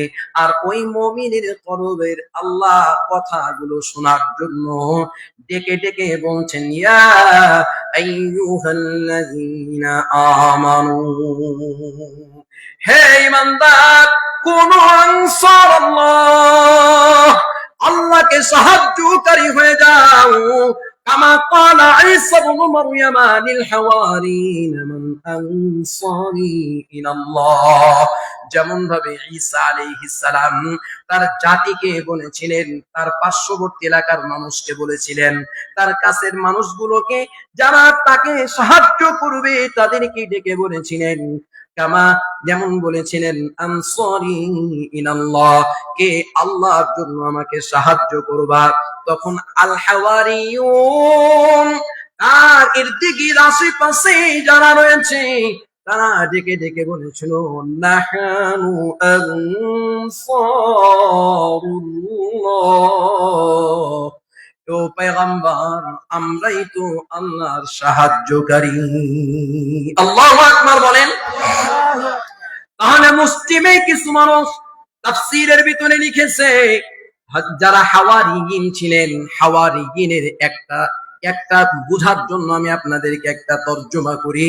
হাওয়ারিয়িন বলা হয়, আপনার ইমাম সাহেব কোন কাজের সহযোগিতার জন্য আপনাদেরকে ডাক দিল, যে কোনো প্রোটেকশনের জন্য আপনারা যে কয়জন তার পাশে দাঁড়ায় গেলেন, এদেরকে বলা হয় হাওয়ারি। হযরত ঈসা আলাইহিস সালাম যখন ডাকলেন, তখন ইতিহাস লিখতেছে, তাফসীরের ভিতরে এসেছে, মাত্র 2 জন ব্যক্তি তাকে সহযোগিতা করেছিল। তারা ধূপী ছিল, ধোপার কাজ করত। 2 জন ব্যক্তি। আর এক বর্ণনায় আসে 12 জন মানুষ তাকে সহযোগিতা করেছে। এদের নামই হাওয়ারিয়ুন। আল্লাহ কোরআনুল কারীমের ভিতরে বলেছেন, যখন তারা ঈসা আলাইহিস সালামকে বললেন, আমরাই আল্লাহর সাহায্যকারী। ও মুসলমান, আল্লাহর রাসূল হজ করতে গেছেন। এই সময় হজের সফর, কি বলে, হজের সিজন চলছে। আল্লাহর রাসূল ভরা মৌসুমের ভিতরে বসলেন। তারপর কিছু কিছু সাহাবীদেরকে ডাক দিলেন, মদিনার মানুষগুলোকে ডাক দিলেন, ও মদিনার মানুষ, তোমরা এদিকে আসো। মান আনসারি ইলাল্লাহ। মিনার প্রান্তে আল্লাহর রাসূল ডেকে ডেকে বললেন, আমি মুহাম্মদকে আল্লাহর জন্য কে তোমরা সাহায্য করবা। মদিনার মানুষগুলো বলল, ইয়া রাসূলুল্লাহ, আমরা মদিনাবাসী, আপনি যখনই মদিনায় আসবেন, আমাদের জীবন দিয়ে, জান দিয়ে, মাল দিয়ে, সব দিয়ে আপনাকে সহযোগিতা করব।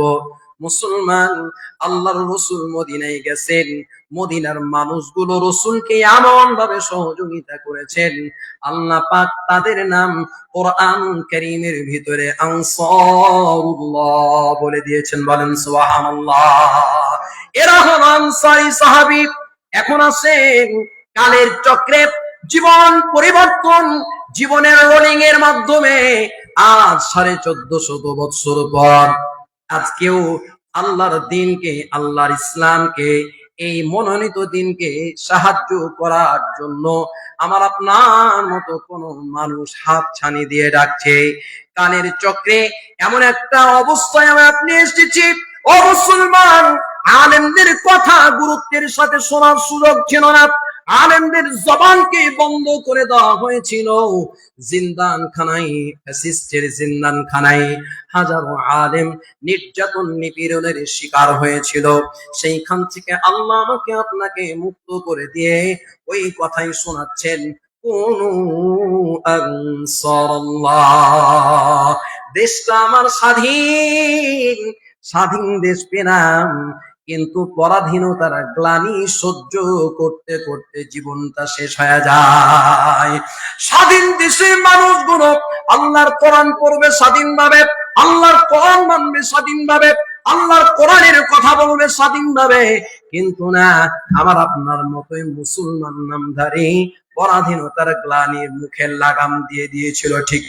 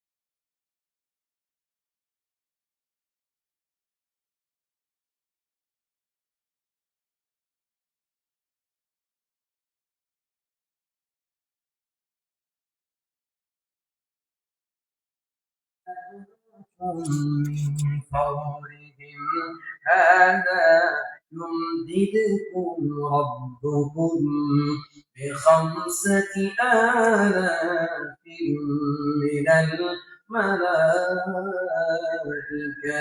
مسومين। সূরা আলে ইমরান। আল্লাহ ডেকে ডেকে বলেন, ও বান্দা, আয়াত সাক্ষী আয়াতে লম্বা ইতিহাস, আমি তো এদিকে যাব না, শুধু একটু কাজ দিচ্ছি আপনাদেরকে। বিখামসাতি আলাফিন মিনাল মালাইকা, আল্লাহ 5000 ফেরেশতা দিয়ে ওই মুসলমানদের সহযোগিতা করেছেন। আজকেও আমি আপনি মুসলমান, আপনি মনে করিয়েন না যে এখন বাইজিদ বুস্তামি নাই, এখন আব্দুল কাদের জিলানী নাই। এটা মনে করিয়েন না কখনোই। আপনি নিজে আপনার অন্তরের ভিতরে একজন বাইজিদ বুস্তামিকে লালন করেন, আপনার অন্তরের ভিতরে একজন খালিদ ইবনে ওয়ালিদকে লালন করেন। যদি আল্লাহর রাসূলের দেখানো পথ মত অনুযায়ী জীবন চালান, রাজি আছি তো ইনশাআল্লাহ? এবার সামনে হাদিস, যদি রাজি থাকি তাহলে সামনে হাদিস আমরা নিব, এরপরে ইনশাআল্লাহ আমরা একটার পর একটা কথাগুলো শুনে আমরা শেষের দিকে চলে যাব বিতাওফিকিল্লাহ ওয়া বিহামদিল্লাহি তাআলা। মা বোনেরা গুরুত্বের সাথে হাদিসটা শুনেন। মনে আছে আপনাদের আব্দুল্লাহ বিন সালাম চুরি করে চুপি সারে আল্লাহ রাসূলের কথা শুনছে, মনে আছে? মনে আছে? একজন বড় আলেম, অমুসলিম বড় আলেম, তাওরাতের পণ্ডিত, তারপরে ইনজিলের পণ্ডিত, এইরকম ভাবে জাবুরের পণ্ডিত, অর্থাৎ জাবুর পড়ে তাওরাত পড়ে ইনজিল পড়ে সে জানতে পারলো মুহাম্মদ নামে একজন ব্যক্তি ইয়াসরাবের দিকে সফর করবে। ইয়াসরাব হলো মদিনা। এই ইয়াসরাবের দিকে সফর করবে। এই মানুষ তার আকার এইরকম হবে, তার নাক এইরকম হবে, তার চোখ এইরকম হবে, তার পুরো বডিটা এইরকম হবে, কথা এইরকম হবে। সাহাবী বর্ণনা করে মুক্তার দানা দেখেছো তোমরা? মুক্তার দানা, এই মুক্তার দানা তসবিহ থেকে ঝরে পড়লে যেমন একটার পর একটা দানা ঝরে পড়লে তোমাকে দেখতে ভালো লাগে, আমরা রাসূলের কথা শুনেছি। আল্লাহ রাসূলের মুখ থেকে যখন কথাগুলো বের হতো প্রত্যেকটা কথা যেন মুক্তার দানার মতো হয়ে বের হতো। সুবহানাল্লাহ বলবেন না? আল্লাহর পেগম্বর বলেন ইয়া আইয়ুহান নাস,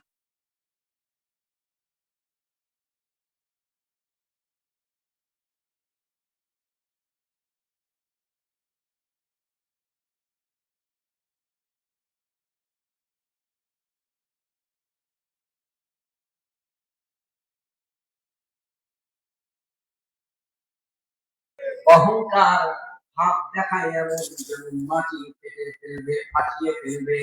আল্লাহ পাক বলেন ওয়ালা তামশু ফিল আরদি মারাহা, জমিনের বুকে অহংকার বলে চলো না। আল্লাহ সূরা আন-নিসা বলেন ইন্নাকা লান তাখরিকাল আরদা ওয়া লান তাবলুগাল জিবালা তুলা। ও বান্দা, তুমি যে অহংকার করে চালাও, এই অহংকার করে একটু ভাব নিয়ে চললে দেখবেন একটু আওয়াজ হয়, ভাই আওয়াজ হয় না? এই ভাব নিয়ে চলতে গিয়ে বান্দা জমিনকে তুমি চৌচির করে দিতে পারবা না, জমিনকে তুমি চির ধরাতে পারবা না, ফাটাতে পারবা না। ওয়ালাম তাবলুগাল জিবালা, ও বান্দা তুই এইরকম অহংকার করে বুকটাকে টান টান করলেও পাহাড় যা উঁচু করে রেখেছি পাহাড়ের চাইতে বুকটা উঁচু হবে না।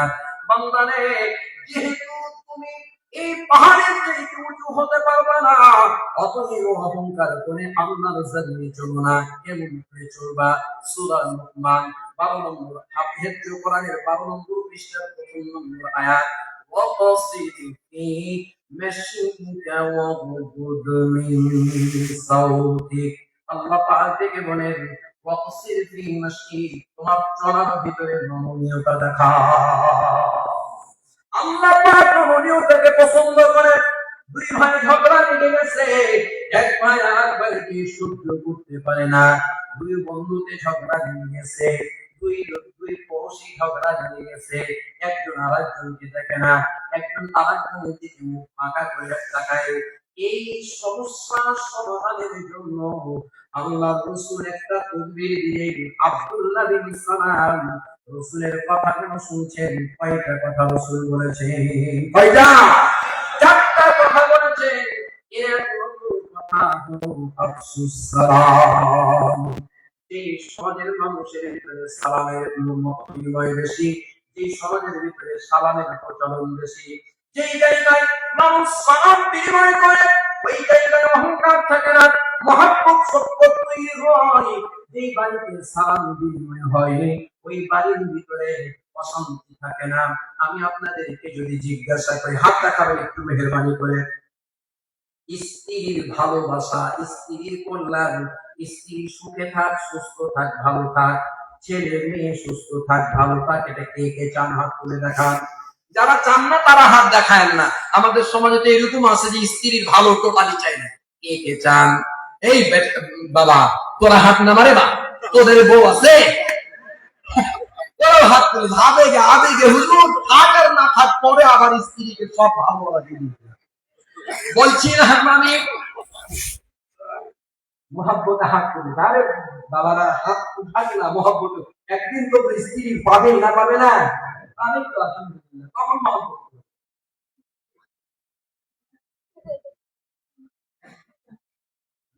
আল্লাহ রাসূল বললেন, যখন তুমি বাড়িতে প্রবেশ করবা, উদখুলুহা বিসালাম, বাড়িতে প্রবেশ করার সময় তুমি সালাম দিয়ে প্রবেশ করো। এই সালাম মানে এটা অহংকারে কোনো বস্তু নয়। সালাম মানে হলো তোমার শান্তি হোক। আপনিও পাল্টা জবাবে বলেন তোমার উপরে আল্লাহর শান্তি বর্ষিত হোক। যদিও কথাটা আমাদের জবানে খুব প্রচলন, কিন্তু সালামটা প্রচলন নাই। অনেকে বলে হুজুর বউকে সালাম দিতে লজ্জা লাগে, বউকে সালাম দিতে লজ্জা লাগে, পাশের ভাবিকে সালাম দিতে বড় স্বাদ লাগে। ঠিক না রে? পাশের বাড়ির ভাবিকে সালাম দিতে খুব স্বাদ লাগে, আর বউকে সালাম দিতে লজ্জা লাগে। যদি বলা হলো আপনি আপনার স্ত্রীর হাত ধরেন, মুসাফাহা করেন, আমি আপনাদেরকে তো পূর্বেও কখনো কোনো জায়গায় শুনিয়েছি স্ত্রীর সাথে মুসাফাহা করলে রাসূল বলেছেন এই যে বাইনা দুই হাতের মাঝখান থেকে, আঙ্গুলের মাঝখান থেকে আল্লাহ গুনাহগুলো ঝরায় দেয়। আমি আপনাদেরকে বলি হাদিসের আমল করার জন্য হাত ধরবেন। আসসালামু আলাইকুম বলে হাত ধরবে হাদিসের আমল করার জন্য। আল্লাহ নবী বললেন তুমি যখন তোমার স্ত্রীর হাত ধরবা, সাথে সাথে আঙ্গুলের ফাঁক দিয়ে আল্লাহ গুনাহগুলো ঝরায় দেয়। স্ত্রীর হাত ধরবে কি? দেখা যাচ্ছে কি 2 মাস থেকে কথাই বলবে, হাত ধরা তো দূরে থাক, অর্ধেকে তাকাই না ভালো না। 2 মাস থেকে তাকাই না, 5 মাস থেকে তাকাই না, হায় হায় আফসোস। আল্লাহর বান্দি বাবার বাড়ি থেকে এসেছে, এই মেয়েটি বাবার বাড়িতে রাজরানীর মতো থেকেছে, ঠিক কিনা বলেন? প্রতিটা বাবা তার কলিজা টুকরা মেয়েকে ছেলের চাইতে মেয়েকে বেশি দরদ দেয় বাবারা। কেন দরদ দেয়? আমরা ইতিহাস দেখতেছি, আমরা বাস্তবতায় দেখি মেয়েরাও মায়ের চাইতে বাবার সাথে ঘনিষ্ঠতা বেশি থাকে, বাবার প্রতি দরদ দেয়। হায় হায়, যাদের মেয়ে দূরে দূরে শ্বশুর বাড়ি, বাবা যদি একবার যাই তরকারি বানাই, আমার বাবা আজকে আসবে, ওই বাবা যখন শুনবে দূর থেকে মেয়ে আমার বাবা নাই, বলে গেছে বাবা তরকারি মুখের কাছে নেওয়ার সাথে সাথে চোখটা পানিতে ভর্তি হয়ে যাবে। আল্লাহর বান্দি বাবার কাছে লালন পালন হলো আশা মকসুম, এরপরে বাবা চোখের পানি ফেলে দিয়ে একাকার করে আপনার হাতে তুলে দিল। আল্লাহর কোরআন হাতে তুলে দিয়ে বলছে বাবা আমার মেয়েকে কোনোদিন আমি মারি নাই, আমার মেয়েকে আমি কোনোদিন কষ্ট দিই নাই। ও বাবা তোমাকে চিনি না, শুধু তোমার চেহারা দেখলাম, নাম জিজ্ঞাসা করলাম, তোমার বাবা মায়ের ঘর বাড়ি দেখলাম, আদর্শ কতটুকু কি জানি না বাবা, মেয়েটাকে তোমার হাতে দিয়ে দিলাম, যা করো বাবা আমার মেয়েকে কষ্টের ভিতরে রাখিও না। বাড়িতে আসার পর এই মেয়েটা শ্বশুর চেনে না, শাশুড়ি চেনে না, নবমদের কাউকে চেনে না, চেনে তো শুধুমাত্র আপনার মতো এক গোলামকে। রাত্রিবেলা যখন অচেনা একজন মানুষ, তাও প্রথমে চেনা অচেনা একজন মানুষ, শুধুমাত্র অবিহিত কবুলান হাসানান, এতটুকু বলার কারণে তার শরীরের অঙ্গ প্রত্যঙ্গ সবকিছুই আপনার জন্য সে হেবা করে দিল, আপনার জন্য সে উন্মুক্ত করে দিল। এই মেয়েটি তার দরকার ছিল আপনার কাছে রানীর মতো হয়ে থাকা, আপনি রানী না বানাইয়া তাকে চাকরানি বানায় দিয়েছে। খবরদার, প্রকৃতপক্ষে আপনি সুপুরুষ তখন স্ত্রীর সাথে আপনার আচরণ ভালো হবে যখন, আর কাপুরুষ তখন স্ত্রীর সাথে খারাপ আচরণ করবেন যখন। আমি লম্বা করবো না, সালাম বিনিময়ের কথা বলতে গিয়ে বলছিলাম, স্ত্রী আর স্বামীর ভিতরের বন্ধন রাসূল বলেছেন, তোমার স্ত্রী মরে গেছে, তুমি বলেছো ভালো, আল্লাহ তোমার ভালো কথা শুনে তোমার স্ত্রীকে জান্নাত দান করে। তোমার স্ত্রী তুমি স্বামী মারা গেছো, এই কথাটা মাঝে মধ্যেই আমি বলি, মাঝে মধ্যেই বলি। আমার এক উস্তাদ মারা গেছেন, আল্লাহ জান্নাতের মেহমান বানায় দিন। তাকে জিজ্ঞাসা করলে বলতাম, হুজুর কেমন আছেন? বলতো বাবা ভালো আছি। একদিন কাঁদতে কাঁদতে হয়রান, হুজুর কেমন আছেন? চোখের পানি ফেলে কাঁদে আর বলে, বাবা রে, আমি একটা লাশ ধোয়াতে গেছিলাম, আপনার মনোযোগ দিয়ে শোনেন। কেমন আপনি স্ত্রীর সাথে সদাচরণ করবেন, মা বোনদের সাথে সুন্দর আচরণ করবেন কেন? আপনি কি জানেন, বাবার বাড়িতে থাকতে গেলে তার হাতগুলো দেখতে কত সুন্দর লাগতো, বাবার বাড়িতে থাকতে গেলে তার মুখগুলো কত সুন্দর লাগতো। কোন জায়গায় যেন কথাটা বললাম, ছোট্টবেলায় যখন তাড়াহুড়ো করে মায়ের কাছে গিয়ে বলতাম, মায়ের পিঠটা চুলকায় দাও, তখন মা আদর করে স্নেহ করে বলতো, আস্তে করে হাত বুলায় দিত। আমি বলছি, চুলকায় দাও না একটু, খালি হাত দিয়ে মারো, চুলকায় দাও। বলে, বেটা রে, হাত দিয়ে চুলকায় দিত কষ্ট লাগবে, কারণ আমার না এখন নাকুন গুলো আমার নখগুলো বড় ধার হয়ে আছে। ছোট মানুষ বুঝি নাই, এখন বড় হয়েছে বুঝি, এখন বুঝে আসে মাঝে হাড়ি পাতিল গুলোকে পরিষ্কার করতো, এটা ওটা নাড়াচাড়া করতে করতে কখনো মা তার আঙ্গুল গুলো সুন্দর রাখতে পারতো না। ঠিক কিনা? দেখেন একবার, দেখেন আদর করে একবার দেখেন, দেখি তোমার আঙ্গুল গুলো, হুজুর তো বললো দেখি, দুই হাত দেখবেন চেক করে, বাম হাতের নখগুলো একটু মোটা, আর ডান হাতের আঙ্গুলের নখগুলো একটু চিকন হয়ে থাকে। চিকন মানে ধারালো হয়ে থাকে, কয় হয়ে থাকে। এত সুন্দর হাত শুধু আপনার বাড়িতে এসে আপনার ছেলে মেয়ে, আপনার বাবা মা, আপনার ভাই বোন, এমনকি আপনার জীবনের সুখ শান্তির জন্য যে মেয়েটি অল্প বয়সে বৃদ্ধা হয়ে গেছে, মাত্র 50 বয়সে হাজার অসুখ জমা করেছে, চোখের পানি ফেলে কাঁদে, লজ্জার খাতিরে ডাক্তারের কাছে বলতে পারে না, লজ্জার খাতিরে কারো কাছে বলতে পারে না, যাই না যে বসে বসে চোখের পানি ফেলে মামুনের কাছে কাঁদে আর বলে, আল্লাহ ভালো করে দাও।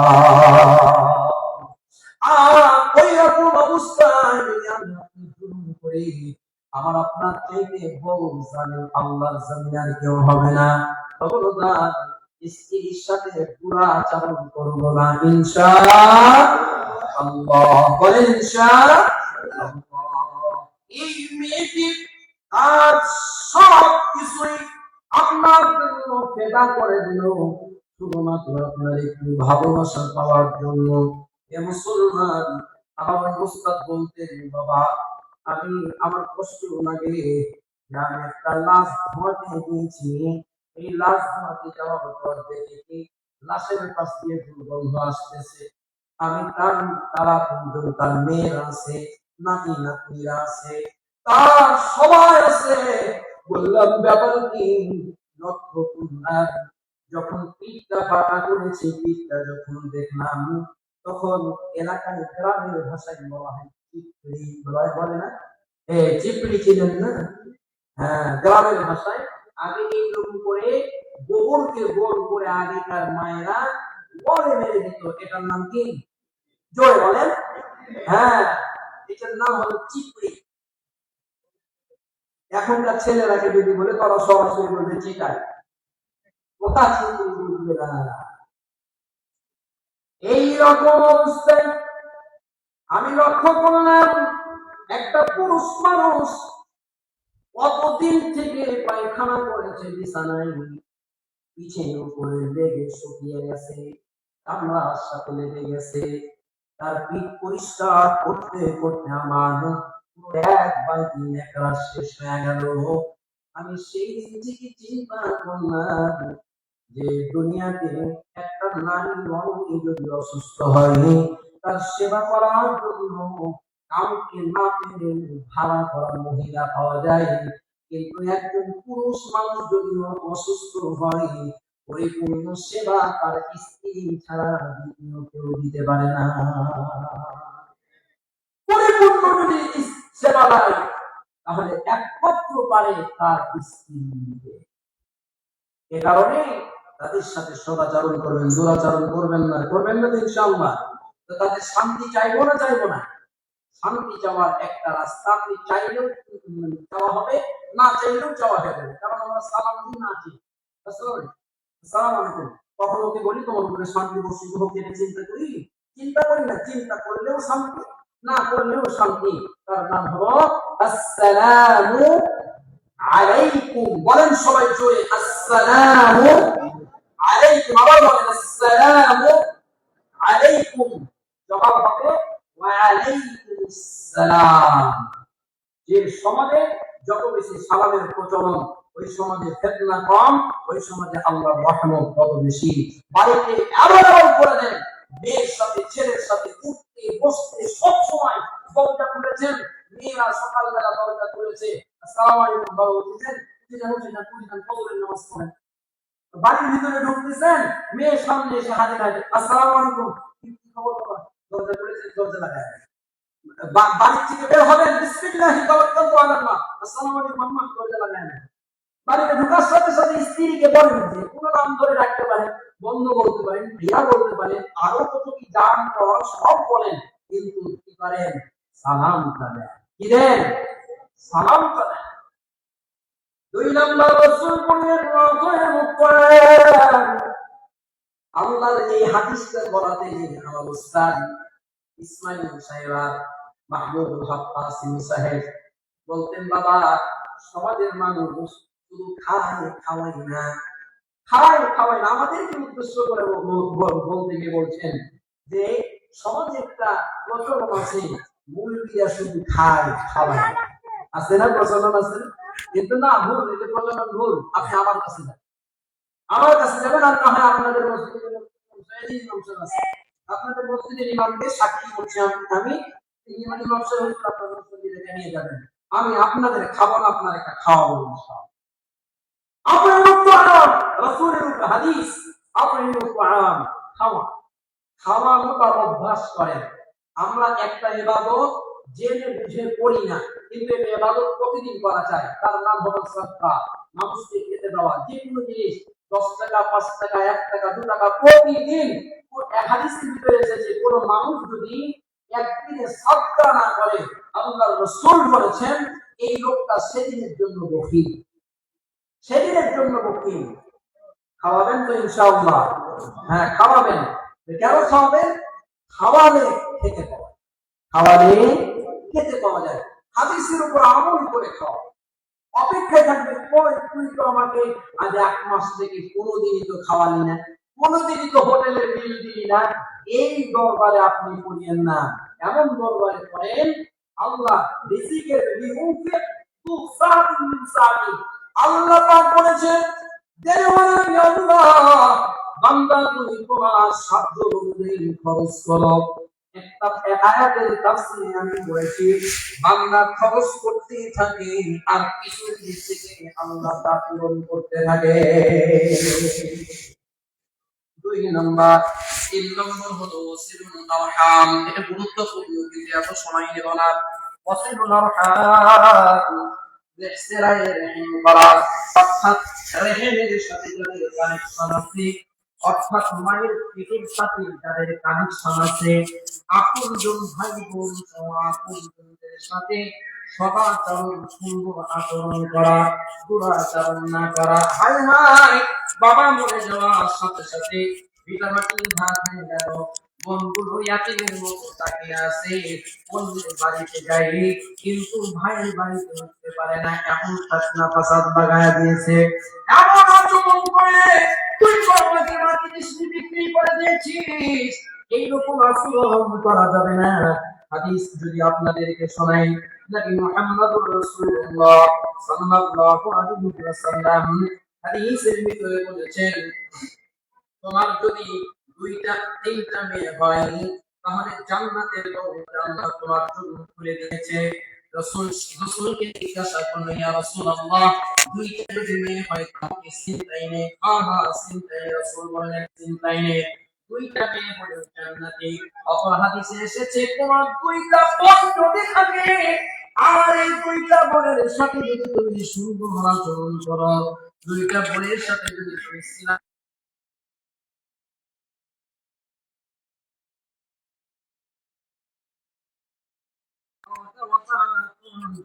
জান্নাতের দরওয়াজা খুলে দিবে। বন্ধের সাথে সদাচরণ করবো তো ইনশাআল্লাহ। শেষে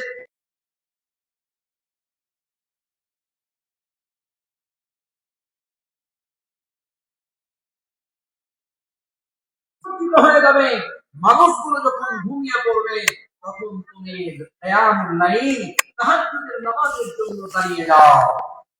নীরবে নিভৃতে চতুর্দিকে মানুষ ঘুমিয়ে পড়েছে, তুমি হালকা হালকা মৃদু মৃদু অন্ধকার, লাইট হালকা জ্বলে, কেউ তোমাকে দেখে না।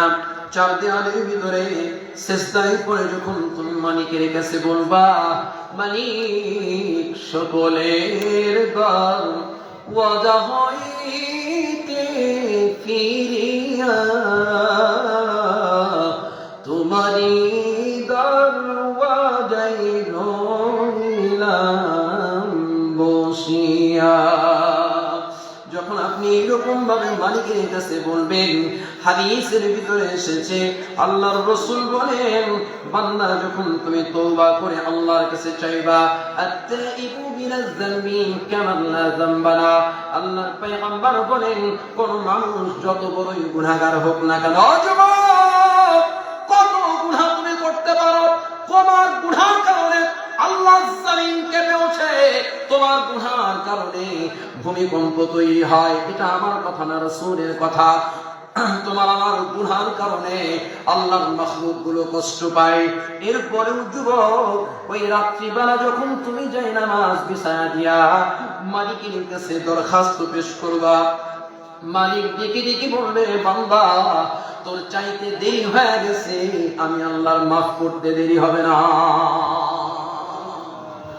ওয়াসাল্লু সাল্লুন নাস নিয়াম, আমরা রাত্রিবেলা নামাজ পড়ব।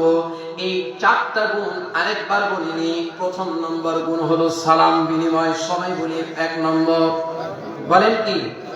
সালাম বিনিময়। দুই নম্বর মানুষকে খাদ্য দেওয়া, বলেন মানুষকে খাদ্য দেওয়া। এটার ব্যাপারে যদি আরেকটু কথা বলি, কিয়ামতের ময়দানে জান্নাতীরা জান্নাতে থাকবে আর জাহান্নামীরা জাহান্নামে থাকবে, উভয়ের ভিতরে কথা বলবে, বলা বলি চলবে।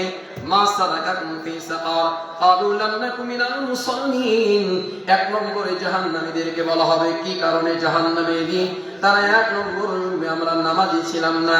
দুই নম্বরে বলবে ওয়ালাম নাকু নুতঈমুল মিসকিন, মিসকিনদেরকে খাবার দিতাম না।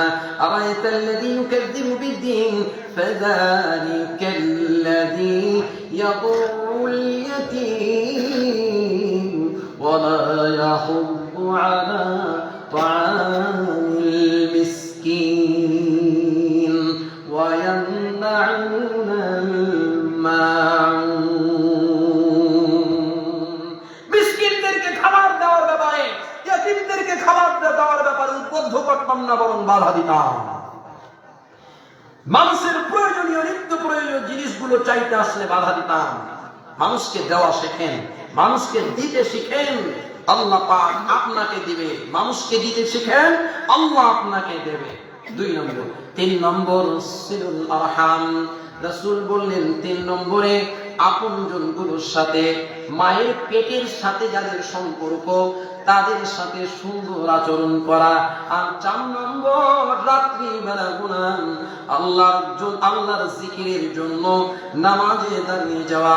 রাতের নামাজ তোমাকে এমন দূর পর্যন্ত পৌঁছা দেবে, আল্লাহর আরশ পর্যন্ত পৌঁছা দেবে, তুমি কল্পনা করতে পারবে না।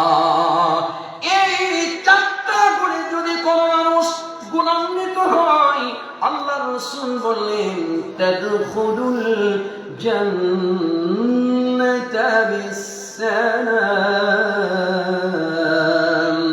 তাদখুলুল জান্নাতা বিসালাম।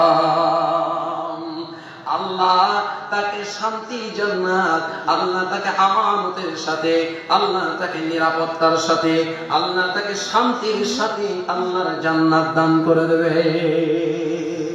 কে কে জান্নাতে যেতে চায় হাত তুলে দেখায়। যার জান্নাতে যাওয়ার ইচ্ছা নাই সে হাত তুলিয়েন না। লিল্লাহি তাকবীর। মা বোনেরাও হাত তুলেন আপনাদের পর্দা অন্তরালে। আল্লাহ তুমি আমাদের সকলকেই জান্নাতি হিসেবে কবুল করো, বলেন আমিন। হাত নামান। আমাকে এখানে মসজিদের জন্য মসজিদের জন্য একজনকে এটা নাকফুল নাকি দিয়েছিল, ওই যে একটু নাকফুল দিয়েছে শরীফুল ভাই, 3000 টাকা দিয়েছেন। আপনাদেরকে আমি আবারও আমার হৃদয় থেকে মোবারকবাদ জানাচ্ছি যে আমাদের কি বলে অত্র মসজিদের ইমাম সাহেব মাওলানা জাহাঙ্গীর সাহেব এলাকাবাসীদেরকে নিয়ে, তার মুসল্লিয়ানে কেরামদেরকে নিয়ে, কমিটিকে নিয়ে এত সুন্দর পরিবেশ তৈরি করে দিয়েছেন। আর সুন্দর পরিবেশটা আপনাদের বসার কারণে, এই সুন্দরভাবে নীরব নিস্তব্ধ ভূমিকায় বসার কারণে আরো সুন্দর হয়ে গেছে। মা বোনেরা এত সুন্দরভাবে বসে আছে, তাদের কোনো আওয়াজ পাওয়া যায় না। আল্লাহ আমি আমার দিল থেকে দোয়া করছি, আল্লাহ আজকের জন্য যে প্রতিদান দিলে আল্লাহ আমাদের প্রয়োজন মিটে যাবে, আসমান থেকে তুমি সে প্রতিদানের ব্যবস্থা করে দাও, বলেন আমিন। কি নাম বললেন ভাই? শরীফুল ভাই। 3000 টাকা আপন কার জন্য? মৃত পিতা মাতার জন্য দোয়া চেয়েছেন, আল্লাহ জান্নাতের মেহমান বানায় দিন। কেউ কি টাকা পয়সা কিছু দিতে চাচ্ছেন? আচ্ছা, আপনারা এতে চাদরে কালেকশন করেছেন? হয়ে গেছে। কেউ যদি ইচ্ছা করেন যে হুজুর আমি দিব, দোয়া দরখাস্ত দিতে পারেন, আলহামদুলিল্লাহ। অন্যথায় সভাপতির সাথে কথা বলবেন, এরপর ইনশাআল্লাহ হয়। কে? আচ্ছা, আর এক বান্দা 1000 টাকা দিয়েছে, আল্লাহ তুমি কবুল করে না, বলেন আমি। এক কিছুই বলবেন, দোয়া করে দেব। দুরূদ শরীফ, আল্লাহুম্মা সাল্লি আলা মাওলানা মুহাম্মদ সাল্লাল্লাহু আলাইহি ওয়াসাল্লাম। সভাপতি সাহেব আলহামদুলিল্লাহ, মাশাআল্লাহ, আল্লাহ একবারে নূরানি চেহারা দিয়েছেন, মুচকি হাসি দিয়ে হুজুর কিছুই বলবো না, আপনি যা বলেছেন তাই আলহামদুলিল্লাহ।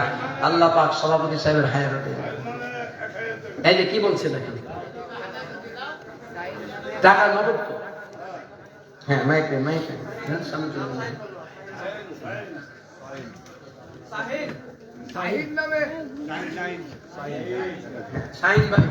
শাহিন ভাই নগদ 1000 টাকা। জি আলহামদুলিল্লাহ।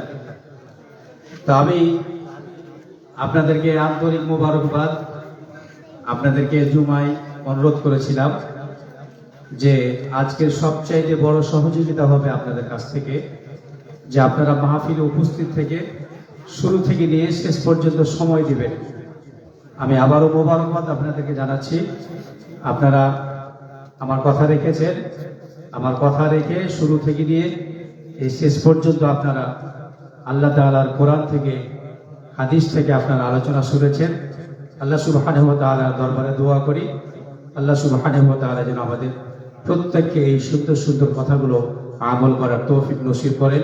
আমরা সকলেই পড়ছি আল্লাহুম্মা আমিন। আমাদের সম্মানিত প্রধান মেহমান, ওনাকেও অসংখ্য মোবারকবাদ যে ওনার আসলে এরকম চমৎকার আলোচনার জন্যই আপনারা বসে আছেন। মনে হচ্ছিল যে আরো শুনতে থাকি, রাত্রি হয়ে গেছে, কোনোভাবেও যেন আমরা এদিকে রাত্রি করতে গিয়ে ফজরের নামাজকেও কাজে না করি।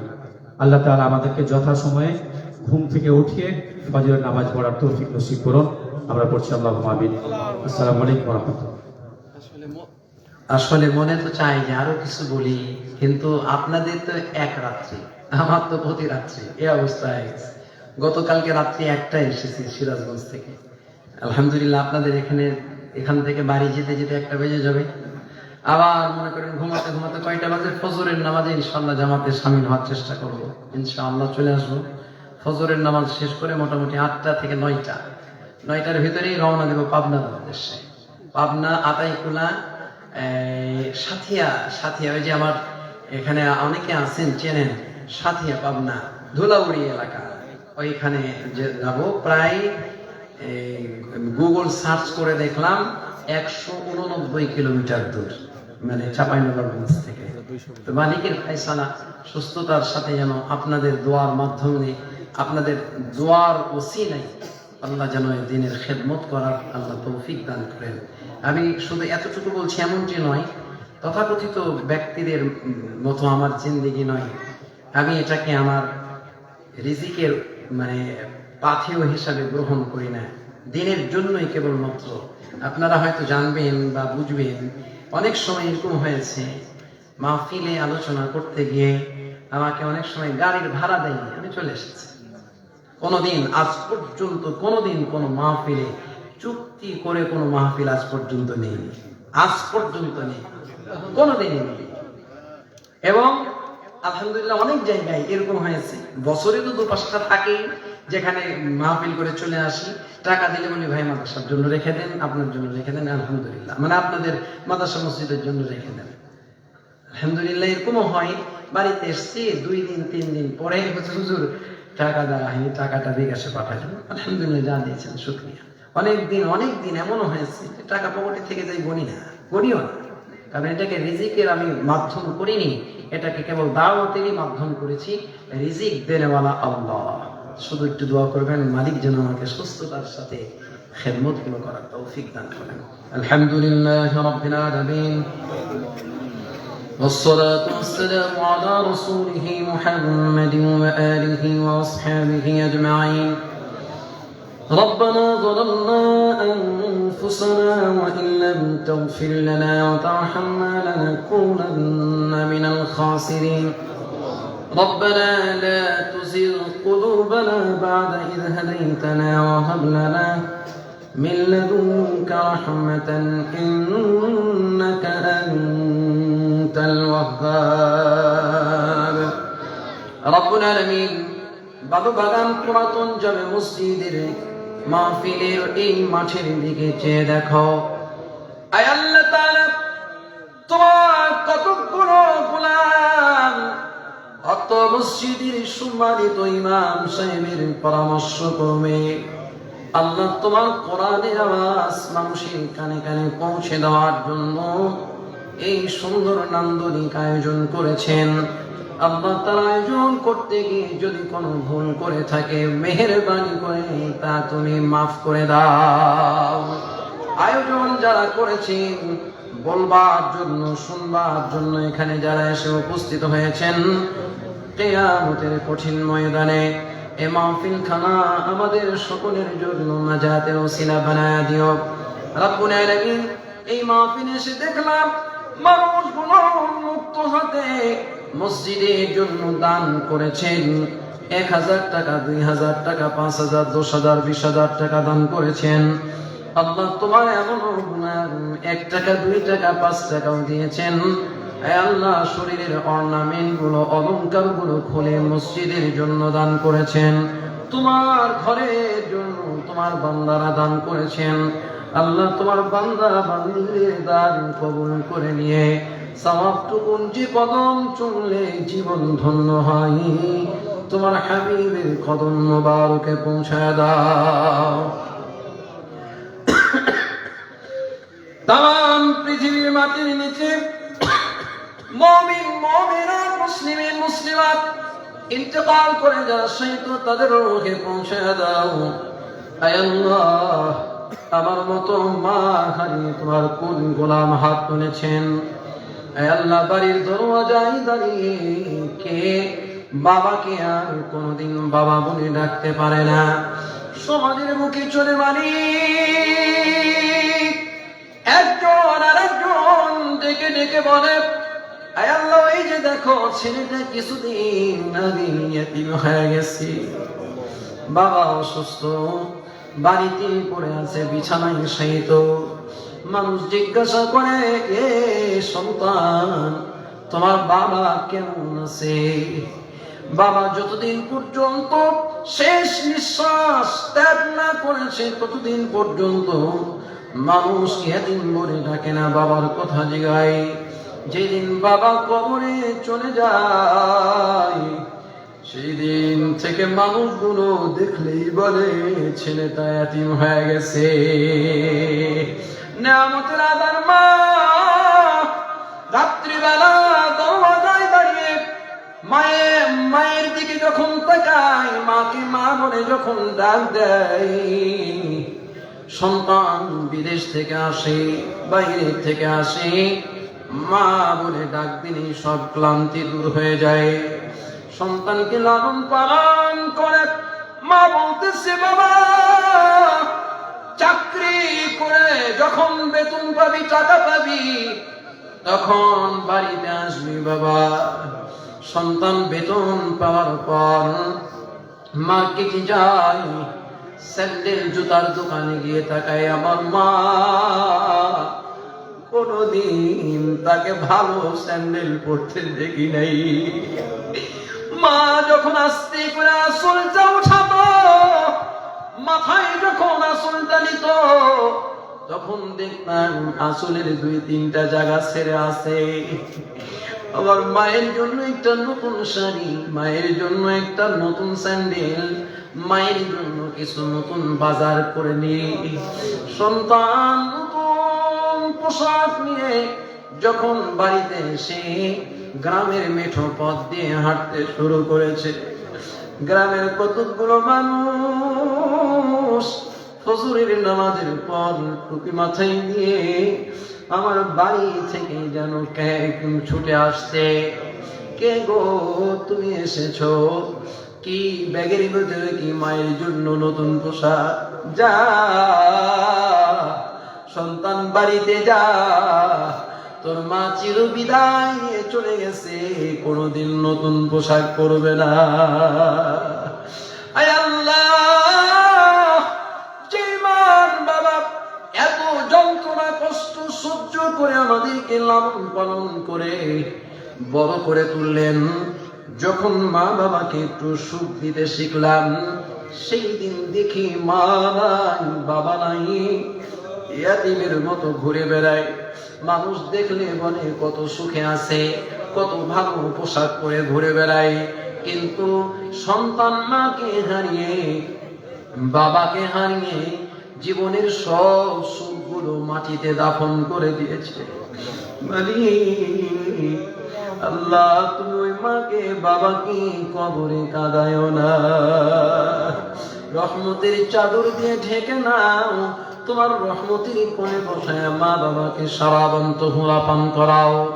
আল্লাহ, মার বাবাকে রব্বুল আলামিন জান্নাতুল ফিরদাউসের মেহমান বানায় দাও। রব্বিরহামহুমা কামা রব্বায়ানি সগীরা। রব্বুল আলামিন আমাদের দাদা দাদি, নানা নানি, শ্বশুর শাশুড়ি, স্ত্রী, ছেলে মেয়ে, বন্ধু বান্ধব, আপন আত্মীয় স্বজন যারা কবরে চলে গেছেন মাফ করে দাও। মাইকের আওয়াজ যত দূর পর্যন্ত যাচ্ছে, আল্লাহ যত মাইয়ের কবরস্থান আছে সমস্ত কবরবাসীর কবরের আযাব মাফ করে দাও। আল্লাহ তাআলা এই মসজিদকে, মাহফিলকে এলাকার জন্য নাজাতের ওসিলা বানায় দাও। মসজিদ মাহফিলকে এলাকাবাসীর জন্য রহমত বরকতের ওসিলা বানায় দাও। এই মসজিদ মাহফিলকে এলাকাবাসীর জন্য হেদায়েতের জারিয়া বানায় দাও। ওরিয়ার টুকরা মা বোনগুলো ধৈর্য ধারণ করে বসে বসে আলোচনা শুনছেন, জীবনের প্রতিটি মুহূর্ত তাদের কষ্ট আর কষ্ট, নাম দিয়েছি জনম দুঃখিনী। আল্লাহ, যেই মা কবরে চলে গেছে তুমি চির সুখিনী বানায় দাও। মা বোনেরা বড় ধৈর্যের সাথে আলোচনা শুনছেন। রব্বুল আলামিন, আয় আল্লাহ, অনেক মা বোন রয়েছেন জটিল কঠিন রোগে রোগাক্রান্ত হয়ে গেছে, আয় আল্লাহ কারো কাছে বলতে পারে না, লজ্জায় নিজেকে আড়ষ্ট করে দিয়েছেন। আল্লাহ, মাহফিলে বসে আয় আল্লাহ মুখ বুজে চোখের পানি ফেলে কান্দে ওই মা বোনদের অসুখগুলো আল্লাহ গোপনে ভালো করে দাও। হে আল্লাহ, কে কোন সমস্যা নিয়ে হাত তুলেছে জানি না, সমস্ত সমস্যার রুকাওয়াট দূর করে দাও। আল্লাহ, যাদের সন্তান নাই সন্তানের ব্যবস্থা দিয়ে দাও। হে আল্লাহ, যাদের স্বামী স্ত্রীর ভিতরে মহব্বত নেই, আল্লাহ দাম্পত্য জীবনে কলহ দূর করে মহব্বত দিয়ে দাও। রব্বুল আলামিন, এই বাগবাগান পুরাতন জামে মসজিদ মুসল্লিদের আচরণ দেখে মনে হলো ইমামের সাথে বড় সখ্যতা আছে, বড় সুন্দর সম্পর্ক আছে। কারণ ইমাম সাহেব জুমায় ঘোষণা দিয়েছিলেন, ইমাম সাহেবের কথার মর্যাদা দিয়ে মুসল্লিরা বসে আছে। আল্লাহ তাআলা ইমাম সাহেব আর মুসল্লি, ইমাম মুয়াজ্জিন খাদেম আর মুসল্লিদের সাথে আল্লাহ তুমি একটা নিবিড় সম্পর্ক কিয়ামত পর্যন্ত করে দাও। রব্বানা তাকাব্বাল মিন্না ইন্নাকা আনতাস সামিউল আলিম। প্রবাস জীবনে যে সমস্ত ভাইরা আছে আল্লাহ সকলকে সুস্থ রাখো। ওয়াসসালামু আলাল মুরসালিন ওয়ালহামদুলিল্লাহি রাব্বিল আলামিন। ওয়াজআল আখিরা কালামিনা ইনদাল মাউতি লা ইলাহা ইল্লাল্লাহু মুহাম্মাদুর রাসূলুল্লাহ। আমিন সুম্মা আমিন। আসসালামু